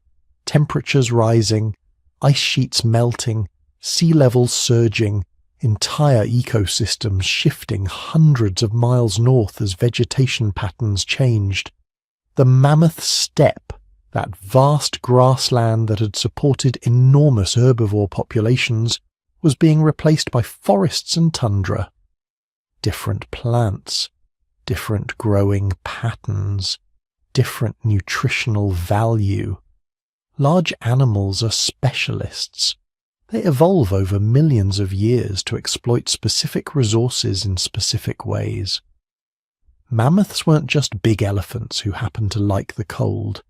They were precision-engineered grass-processing machines with specialized teeth, digestive systems, and behaviors all optimized for Ice Age conditions. When those conditions changed rapidly, the argument goes, they simply couldn't adapt fast enough. The evidence for climate-driven extinction is substantial. You can see it in the fossil record. Mammoth populations declining as forests expand and grasslands shrink. Mastodons disappearing as their preferred spruce woodlands shift northward faster than the animals can follow. Species restricted to smaller and smaller refuges as their habitat transforms around them. But then you look at the bigger picture, and problems emerge. These animals had survived previous warming periods, multiple ice age cycles over millions of years. Why did this particular warming prove fatal when earlier ones hadn't? The Pleistocene was defined by climate fluctuations, glacials and interglacials coming and going every 100,000 years or so. The megafauna had weathered all of it, until now. Enter the overkill hypothesis, and this is where humans become the story. The correlation is difficult to ignore. Megafauna extinctions closely follow the arrival of humans in different regions. Australia loses its giants between 50,000 and 40,000 years ago, right when humans first arrive on the continent. North America's extinctions accelerate dramatically after 13,000 years ago, coinciding with the expansion of Clovis culture and widespread human presence. New Zealand loses its moa birds within a few hundred years of Polynesian settlement around 1300 AD. Madagascar loses its elephant birds and giant lemurs shortly after humans arrive around 2,000 years ago. Every single landmass where humans showed up for the first time experienced megafauna extinctions. Africa and parts of Asia kept more of their large animals, but these were places where humans had been evolving alongside the megafauna for millions of years. The animals had time to develop wariness, to learn that these clever bipedal apes were dangerous. But in the Americas, Australia, the islands, the megafauna had never seen humans before. No evolutionary history of humans as predators, no instinctive fear. Archaeological evidence suggests they just stood there while hunters approached, made no attempt to flee, easy targets for people armed with sophisticated weapons and cooperative hunting strategies. Here's what makes the overkill hypothesis so devastating. Humans didn't have to hunt these animals to extinction directly. They just had to tip the balance. Large mammals have slow reproduction rates. An elephant takes 22 months to produce a single calf. Mammoths probably similar. They have long lives, which means they've evolved to tolerate low mortality rates. Lose a few adults every year, fine, the population can handle it. But increase adult mortality by even a small amount, and the math becomes terminal. Let's say a mammoth population has a natural death rate of 2% per year. The population is stable, producing just enough babies to replace losses. Now humans arrive and start hunting. They don't need to kill many. Maybe they take an additional 2-3% of the population annually. Suddenly the death rate exceeds the birth rate. The population begins shrinking, and once you're in negative population growth, extinction becomes inevitable without intervention. It's just a matter of time. The Blitzkrieg model of extinction suggests this process could be shockingly fast. Computer simulations show that small human populations with even modest hunting success could drive large mammal species to extinction within a few hundred years. The animals never had a chance. But here's what really happened. It wasn't just climate change. It wasn't just human hunting. It was both. A lethal combination that proved impossible for the megafauna to survive. The climate was changing rapidly, fragmenting habitats, reducing food availability, forcing animals into smaller refuges, already stressed populations trying to adapt to new conditions, and then humans show up. Not in overwhelming numbers, just a few thousand hunters. But armed with sophisticated weapons, cooperative strategies, and no cultural traditions of conservation because these species were new to them. The combination was devastating. Climate change weakened the populations.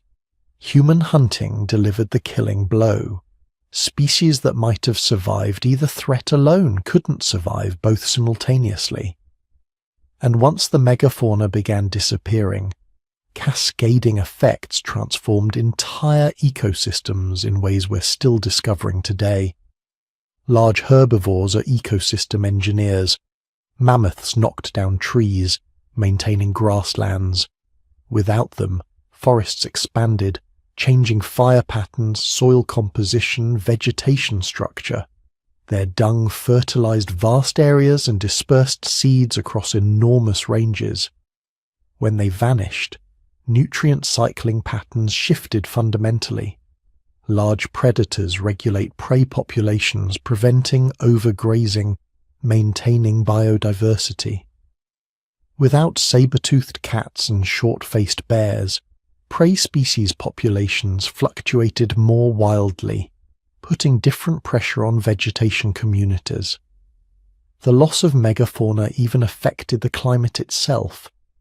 Recent research suggests that the extinction of large herbivores across the mammoth steppe contributed to warming by reducing grassland extent.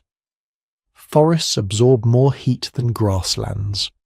The shift from steppe to tundra and a forest may have created a positive feedback loop, accelerating the warming that had contributed to the animal's extinction in the first place.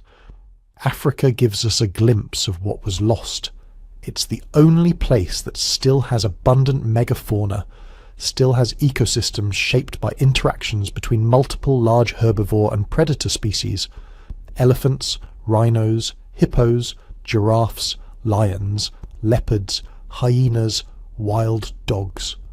Complex ecological relationships refined over millions of years. The rest of the world lost this complexity, lost the spectacle of mammoth herds migrating across continents, lost the terror of short-faced bears patrolling grasslands, lost giant sloths shaping forests with their browsing, lost ecological relationships so ancient they predated modern humans, and we're still living with the consequences. The grasslands of North America behave differently than African savannas because they lost their megafauna.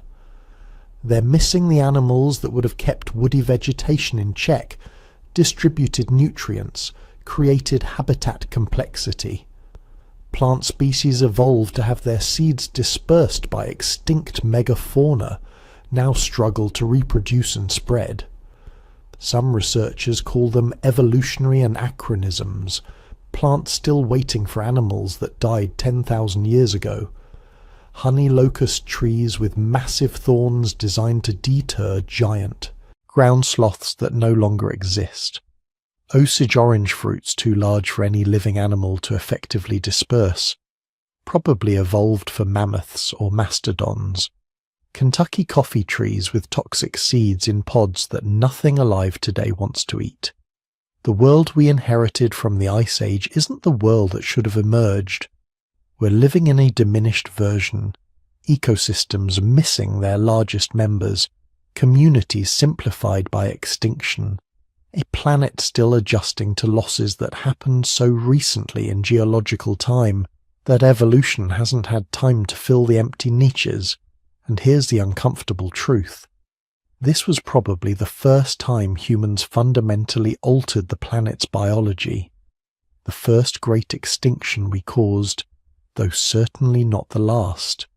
The moment when our species transitioned from just another animal to a geological force capable of reshaping ecosystems on a continental scale.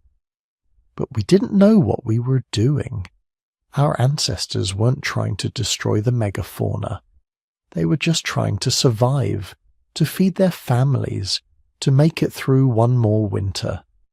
They had no way of understanding that their actions were eliminating species that had survived for millions of years. By the time anyone realized something was wrong, it was already over. The mammoths were gone. The ground sloths were gone. The saber-toothed cats were gone. And the world was different in ways that would echo through every generation that followed, right down to the present day. Picture yourself 13,000 years ago. You're part of a hunter-gatherer band that's been following the same mammoth herds your ancestors tracked for generations. Your people know these animals intimately, their migration patterns, their feeding grounds, where they go to drink, where the females give birth.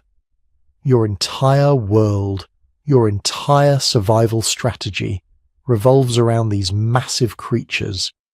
Then one spring the mammoths don't come. You wait at the traditional meeting grounds. Nothing. You send scouts to the watering holes. Empty. You travel to the calving areas. Abandoned.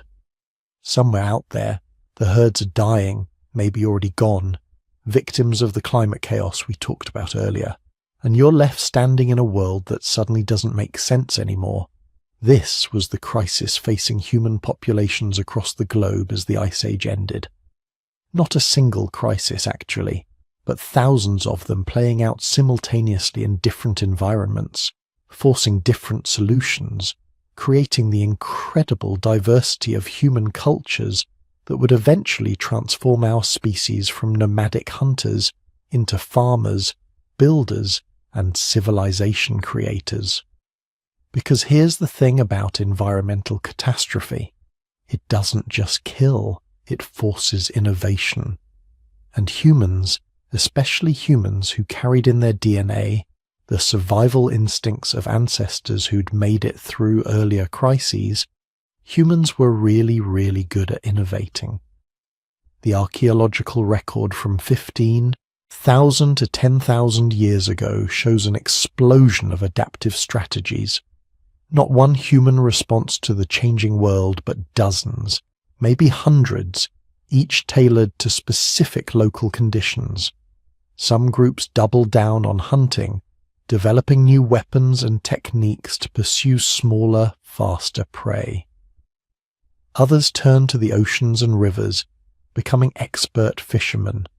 Still others began experimenting with something that would change everything, deliberately planting seeds. Let's start with the hunters, the traditionalists who refused to give up the lifestyle that had sustained humans for hundreds of thousands of years. As the megafauna died off, these groups had to adapt fast.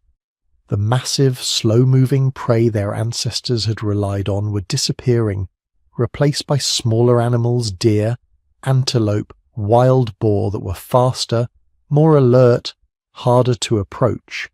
So they developed new technologies. The atlatl, or spear thrower, appeared across multiple continents during this period. It's a simple device, basically a stick with a hook that extends your arm's throwing range, but it increased spear velocity by 60% or more. Suddenly you could kill animals from twice the distance, fast-moving targets that would have been impossible to approach with hand-thrown spears.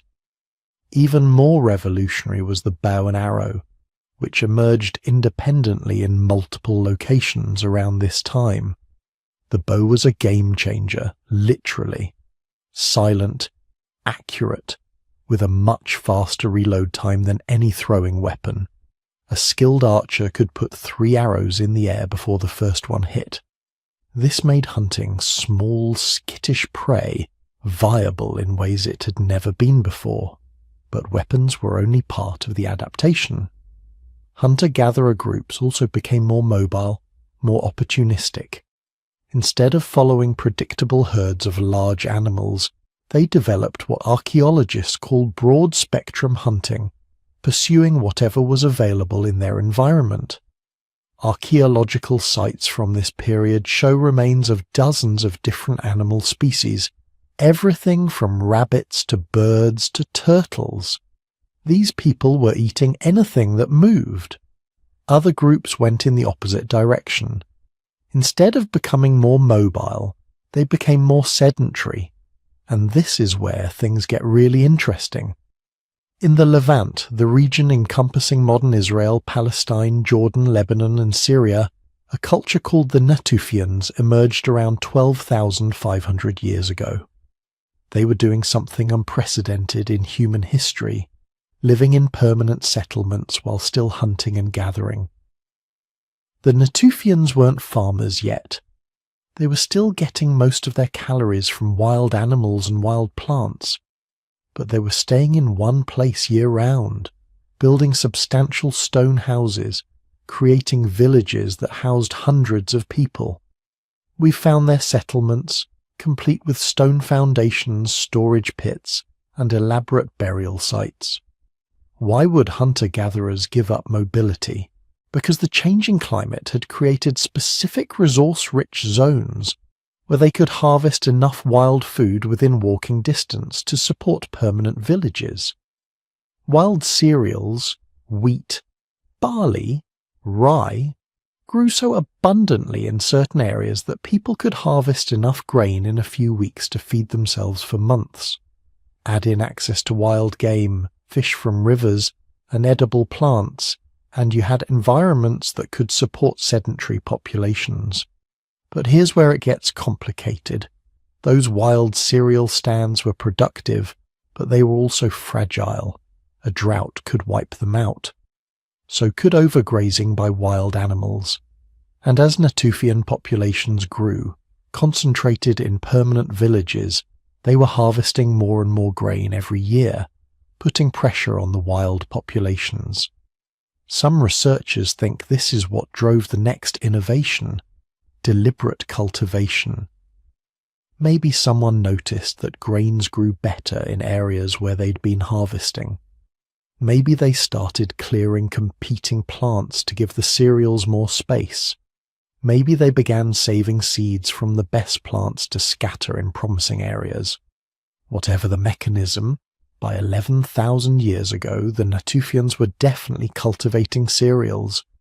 We can tell because the grain seeds start changing. Wild cereals have brittle stems that shatter when ripe, scattering seeds everywhere. It's a great survival strategy for wild plants, terrible for humans trying to harvest them. But some plants have a genetic mutation that makes their stems tougher. These mutants wouldn't survive in the wild, their seeds would stay stuck to the stems until they rotted. But they were perfect for human harvesters. Natufian sites from this period show increasing percentages of these tough-stemmed mutants. This is the signature of artificial selection. Humans unconsciously breeding plants for traits that made them easier to harvest. They weren't thinking about plant genetics or agriculture as a revolution. They were just saving seeds from plants that were easier to work with and scattering them near their villages. But over generations they were creating domesticated cereals, plants that literally couldn't survive without human intervention. This same process was happening independently in at least 6 other locations around the globe. In China, people were domesticating millet and rice. In Mesoamerica, maize, beans and squash. In the Andes, potatoes and quinoa. In New Guinea, taro and yams. In sub-Saharan Africa, sorghum and yams. In eastern North America, squash and sunflowers. Each region developed its own agricultural complex based on locally available plants, but the pattern was always the same. Environmental pressure, usually from climate change or resource scarcity, pushed populations to intensify their use of certain plants. Intensification led to cultivation. Cultivation led to domestication. And domestication changed everything. But not everyone was farming.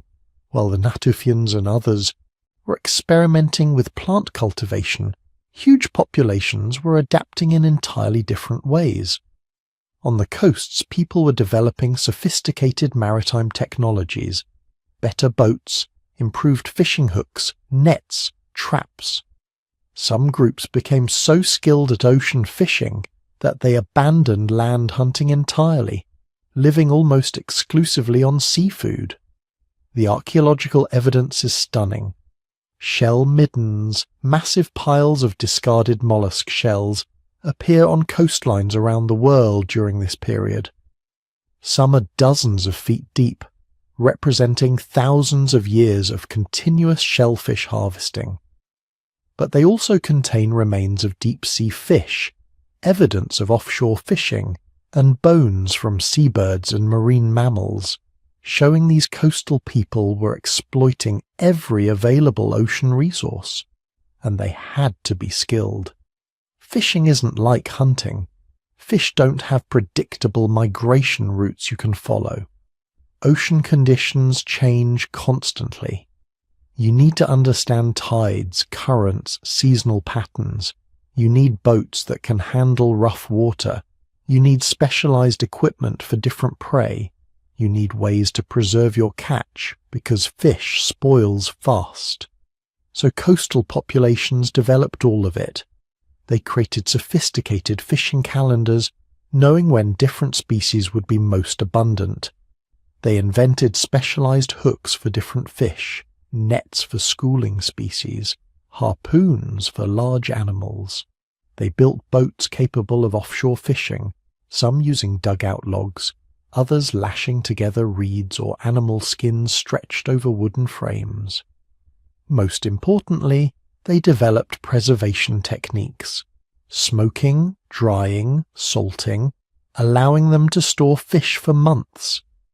This was crucial because it meant coastal populations could achieve the same kind of food security that agricultural populations were developing, but without farming.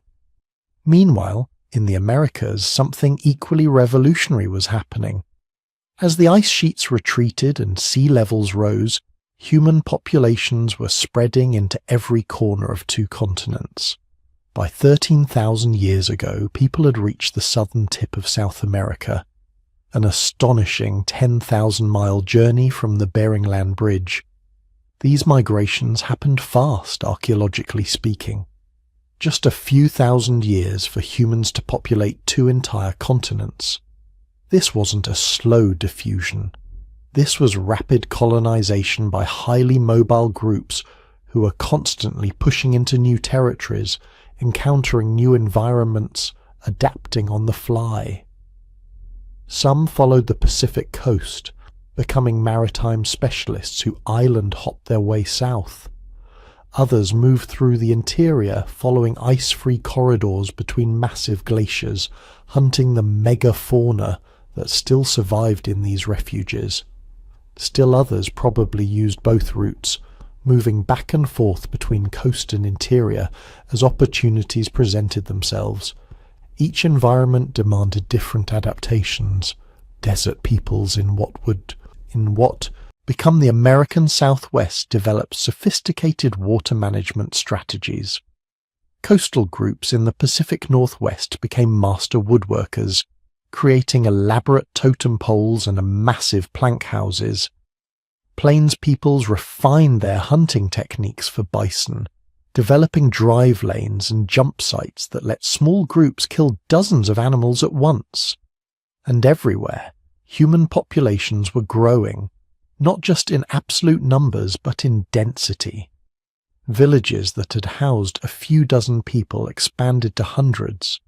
Some locations saw the emergence of what archaeologists call proto-towns, settlements of 1,000 or more people. This created entirely new social challenges.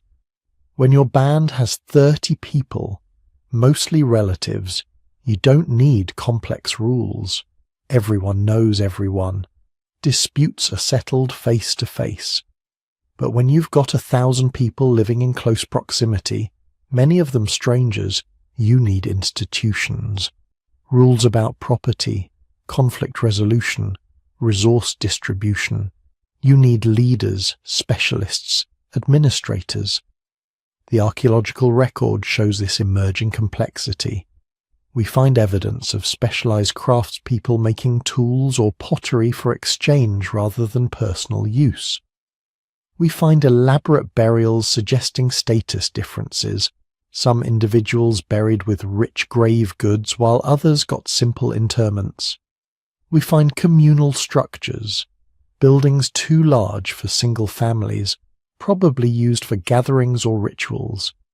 We're watching, in real time through the archaeological record, the foundations of civilization being laid. Not because humans suddenly got smarter or more ambitious, but because environmental pressures forced innovations that made larger, more complex societies possible and then advantageous. By 10,000 years ago, the transformation was well underway. The world had stabilized into something recognizable, seasonal, but not catastrophically so, warm enough for agriculture, but cool enough for comfortable living across most latitudes. And humans had adapted to this new world in 1,000 different ways, each response perfectly tailored to local conditions, each one setting the stage for what would come next. The age of the wandering hunter was ending. The age of the settled farmer was beginning, and nothing would ever be the same. Then, around 11,700 years ago, something extraordinary happened. The climate stopped thrashing around. After millennia of wild swings between glacial cold and warm periods, after the catastrophic floods of Meltwater Pulse 1a, after the Younger Dryas had dragged humanity back to the brink, the Earth's thermostat finally stabilized.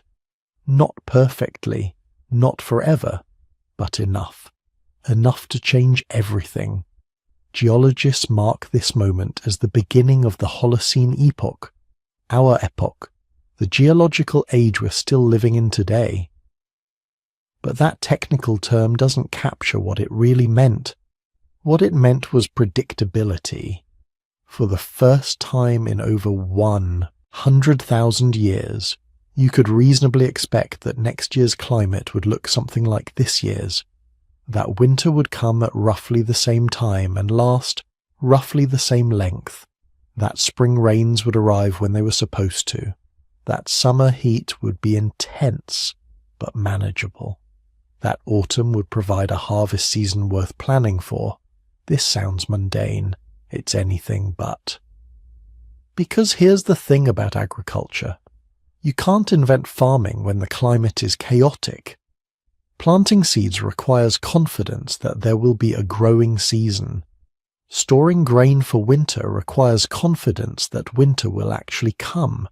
Staying in one place requires confidence that the resources you're depending on won't suddenly vanish because the monsoons failed, or the river dried up, or the temperature dropped 15 degrees in a decade.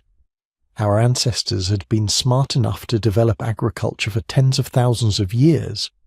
They'd understood the basic principle that you could put seeds in the ground and get food out. But they couldn't commit to it, couldn't build their entire survival strategy around it. Because in an unstable climate, flexibility meant survival. Staying mobile meant you could adapt when everything changed, which it always did. The Holocene changed the equation. For the first time, staying put became safer than moving. Investing in fields and storage facilities and permanent settlements became less risky than following migrating herds. And humanity noticed. Within just 5,000 years of the Holocene's beginning, farming communities had emerged independently on at least 6 continents. Not because of some sudden genetic mutation that made humans smarter, not because one group invented it and everyone else copied, but because the stable Holocene climate opened a window of opportunity that humans everywhere were ready to exploit. In the Fertile Crescent of the Middle East, communities began cultivating wheat and barley around 10,000 years ago. They domesticated sheep and goats. They built permanent villages with stone foundations. Within a few generations, these settlements were supporting populations that would have been impossible for hunter-gatherers. Hundreds, then thousands of people living in close proximity, all fed by cultivated fields. In China, different groups were independently developing rice agriculture along the Yangtze River and millet farming in the Yellow River Valley. Same time period, same stable climate window, same revolutionary shift from mobile to sedentary lifestyles. In Mesoamerica, people were domesticating maize, transforming a barely edible wild grass into one of the world's most important crops. This took thousands of years of selective breeding. You could only attempt that kind of long-term agricultural project if you had confidence the climate would remain stable enough to complete it. In the Andes, different communities were cultivating potatoes and quinoa at high altitudes where nothing could have grown during glacial periods. In New Guinea, people were developing sophisticated taro and yam cultivation systems in tropical forests. In Africa, communities along the Sahel were domesticating sorghum and pearl millet. All of this within the first few thousand years of the Holocene, all of it made possible by climate stability. But the Holocene wasn't just stable, it was transformative. The world itself was reshaping into forms we'd recognize today. Forests exploded across the northern hemisphere. The spruce and pine trees that had clung to existence during the Ice Age began marching north, following the retreating glaciers, but they weren't alone. Deciduous trees, oaks and maples and birches that had survived in small southern refuges spread across the landscape even faster. Within a few thousand years, the tundra and grasslands that had dominated Europe and North America were replaced by dense temperate forests. These weren't just random trees sprouting wherever conditions allowed. These were complex ecosystems assembling themselves. The trees came first, but they brought companions. Understory plants that thrived in forest shade. Fungi that formed symbiotic relationships with tree roots. Insects that pollinated flowers and dispersed seeds. Birds and mammals that ate fruits and spread them across the landscape. Each species facilitated others. creating the layered, diverse forest ecosystems that would define the Holocene world. In the tropics, rainforests expanded into territories that had been too dry during glacial periods. The Amazon, which had been fragmented into isolated forest patches separated by grasslands during the Ice Age, reconnected into the vast continuous jungle we know today. This expansion created the most biodiverse terrestrial ecosystem on Earth. Millions of species of plants, insects, birds and mammals, all thriving in the stable wet conditions the Holocene provided. But perhaps the most dramatic transformation happened in the Sahara. Today we think of the Sahara as the quintessential desert, one of the most inhospitable places on Earth. But during the early Holocene, it was anything but. From about 11,000 to 5,500 years ago, the Sahara experienced what scientists call the African humid period. Changes in Earth's orbital parameters shifted the monsoon systems, bringing reliable rainfall deep into what is now desert. And the Sahara bloomed. Enormous lakes appeared where today there's nothing but sand. Lake Chad, which today is a shrunken shadow of its former self, swelled to an area larger than the Caspian Sea. Mega Lake Chad, geologists call it. It was so large it had waves that carved beaches into cliffs that still exist in the middle of the modern desert. There were other lakes too, hundreds of them, some small, some massive, connected by rivers that flowed year-round, fed by monsoon rains and runoff from mountains that actually had snow in the Holocene Sahara. Hard to imagine now, but the evidence is irrefutable. And where there was water, there was life. Grasslands spread across the Sahara, not sparse, struggling grasses, but rich savannas with acacias and palms. Hippos wallowed in Saharan lakes. Crocodiles basked on Saharan riverbanks. Elephants, giraffes, and antelopes grazed on Saharan grasslands, and humans followed them in. For over 5,000 years, the Sahara wasn't a barrier but a highway. People moved freely across it, establishing communities around the lakes, herding cattle, creating some of the earliest pastoral societies in human history. The rock art they left behind shows what they saw: swimming hippopotamus, herds of cattle, humans dancing and hunting and living in a landscape that today seems impossible. But around 5,500 years ago, the monsoon shifted again. The rains stopped coming. Within just a few centuries, maybe even faster, the Green Sahara died. Lakes dried up. Rivers stopped flowing. Grasslands turned to scrubland, then to bare desert. The people and animals fled south and north, abandoning a landscape that had supported them for millennia. This wasn't a slow, gentle transition. This was a climate catastrophe that happened in real time, within human memory. Communities that had lived the same way for generations suddenly found their lakes evaporating, their grazing lands dying, their entire world becoming uninhabitable.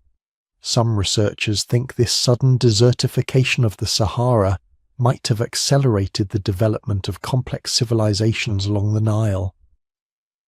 As the Sahara dried, populations concentrated along the one major water source that remained. The Nile's annual floods provided reliable water and fertile soil even as the surrounding landscape became desert. This population concentration, this pressure of people competing for limited resources along a narrow river valley, might have been exactly the catalyst needed to transform scattered farming communities into the organized, hierarchical society that became ancient Egypt. Because by this point, around 5,000 years ago, humanity wasn't just farming anymore. We were building civilizations. The stable Holocene climate had done more than just allow agriculture. It had enabled population growth on a scale never before seen. At the end of the Ice Age, there were probably around 5 million humans on Earth. By the beginning of the Holocene, maybe 10 million. But by 5,000 years ago, there were somewhere between 40 and 100 million of us. That's exponential growth. And it was accelerating. More people meant more labor. More labor meant more intensive agriculture. More intensive agriculture meant more food. More food meant more people. It was a feedback loop that transformed human society beyond recognition. Hunter-gatherer bands of 20 to 30 people gave way to farming villages of hundreds. Villages grew into towns of thousands, and then, suddenly, cities. The first cities appeared in Mesopotamia around 5,500 years ago.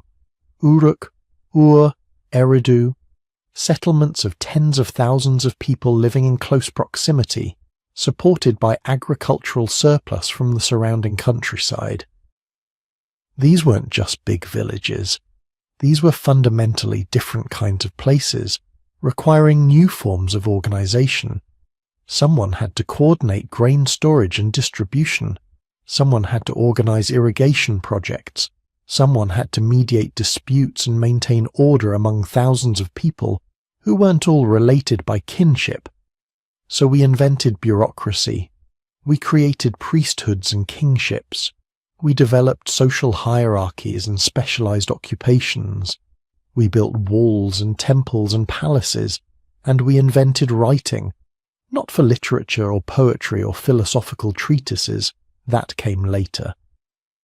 The first writing systems were invented to track grain stores and tax payments, to record who owed what to whom, to maintain the complex economic relationships that cities required. This happened independently in multiple places: cuneiform in Mesopotamia, hieroglyphics in Egypt, Chinese characters in the Yellow River Valley. Each system different, each invented to solve the same basic problem of managing complexity in stable Holocene societies.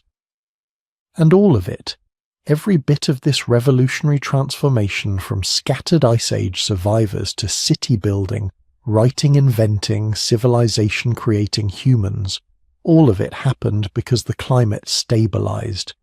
Because for 11,700 years and counting, the Holocene has provided a Goldilocks climate. Not too hot, not too cold, predictable enough to plan around, stable enough to invest in. We are children of the Holocene. Every city, every book, every piece of technology we've ever created has been developed within this narrow window of climate stability. The entire arc of recorded human history, from the first Sumerian cities to the moon landing, has taken place within a single geological epoch, characterized primarily by its remarkable climate stability, which makes what we're doing now particularly terrifying, because we're ending the Holocene. The carbon we've released, the systems we've destabilized, the feedbacks we've triggered, they're all pushing us out of the climate stability that made civilization possible. We're creating a new geological epoch. Scientists are calling it the Anthropocene, the age of humans. But it might also be the age when humans learn what our Ice Age ancestors knew. That when the climate becomes unpredictable, when the patterns you've depended on suddenly shift, survival requires resilience, adaptation, and a willingness to completely transform how you live. The Holocene gave us 11,700 years of climate stability. We used it well. We built everything. But stability was never permanent. It was always just a window. And now that window is closing. What happens next will determine whether we're as adaptable as our ancestors who survived the end of the last Ice Age, whether we can navigate the end of the Holocene with the same resilience they showed navigating its beginning. The Ice Age taught them survival. The Holocene taught us civilization. What will the Anthropocene teach? That's the question we're living through right now. So here we are. After travelling through 20,000 years of the most dramatic planetary transformation in human memory, we've arrived at the world we know. The world of stable coastlines and predictable seasons. The world of cities and farms and 7 billion people living lives that would seem like impossible magic to our Ice Age ancestors. But here's the thing. Everything we are, everything we've built, everything we think of as normal human civilization, it all exists because of what happened during those chaotic millennia when the ice retreated and the world transformed. Think about it. Every crop we grow descended from wild plants that our ancestors learned to cultivate during the scramble to adapt after the megafauna died out. Every domesticated animal, the product of relationships formed when humans and wolves and wild sheep were all struggling to survive in radically changing landscapes. Every city, built on foundations laid when rising seas and shifting rivers forced people to cluster together in whatever high ground remained safe. Even our stories carry echoes of the great thaw, flood myths from every continent, tales of lost lands beneath the waves, legends of giants that once walked the earth. These aren't just fantasies, they're cultural memories of real events, passed down through hundreds of generations, distorted by time but never completely forgotten. The Mesopotamian flood epic, the story of Atlantis, Aboriginal Australian tales of lands swallowed by the sea, they're all remembering the same thing. The drowning of Doggerland and Beringia and Sunderland, the catastrophic floods when ice dams failed, the impossible animals that vanished within living memory of our ancestors. We are who we are because of the great thaw, our adaptability, our innovative thinking, our capacity to completely reinvent our way of life when circumstances demand it. These traits were forged during those desperate centuries when nothing was stable, and survival meant constant improvisation. And here's what should really keep us awake at night, or maybe put us to sleep depending on your perspective. We're living in an anomaly. The last 10,000 years, the entire span of human civilization, has been extraordinarily stable compared to what came before. The Holocene has been kind to us. Coastlines staying roughly where they are, climate remaining predictable enough to plan harvests years in advance, ice sheets staying locked away at the poles where they can't drown our cities. But nothing lasts forever. The geological record is clear about that. Earth's natural state is change, sometimes slow, and gradual, sometimes catastrophically fast. Our Ice Age ancestors watched sea levels rise 400 feet in a few thousand years. They experienced temperature swings that would transform landscapes within a single human lifetime. They lived through climate chaos that makes our current concerns look tame by comparison. The difference is there were maybe a few million humans on the planet back then. Now there are 8 billion of us, most living on coastlines that would vanish if the ice sheets decided to melt again, all depending on agricultural systems tuned to the stable climate patterns of the Holocene, all assuming tomorrow will be basically like today. The Great Thaw reminds us that nature doesn't make those kinds of promises. Change is the only constant, and when it comes, it can come faster than we imagine possible. But it also reminds us of something else. Humans are survivors. We've been through worse than anything we're likely to face now. We've adapted to transformations that wiped out species that had ruled the Earth for millions of years. We turned the end of the Ice Age, an event that could have destroyed us, into the beginning of civilization. So as you drift off to sleep tonight, maybe that's the thought to hold on to. Not the catastrophes and the chaos, but the resilience, the stubborn refusal to give up even when the world is drowning around you, the human capacity to look at an impossible situation and figure out a way forward.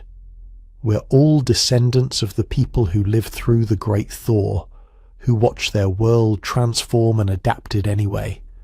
That DNA is still in us. That capacity for survival, innovation, and hope. If you've enjoyed this journey through deep time, I'd love it if you'd like this video, subscribe to the channel, and drop a comment letting me know where in the world you're listening from. Maybe you're falling asleep in a place that used to be under ice, or on land that didn't exist until the seas rose and created new coastlines. Sweet dreams. And remember, the world has always been changing. We're just the latest chapter in a story that's been unfolding for millions of years. Rest well.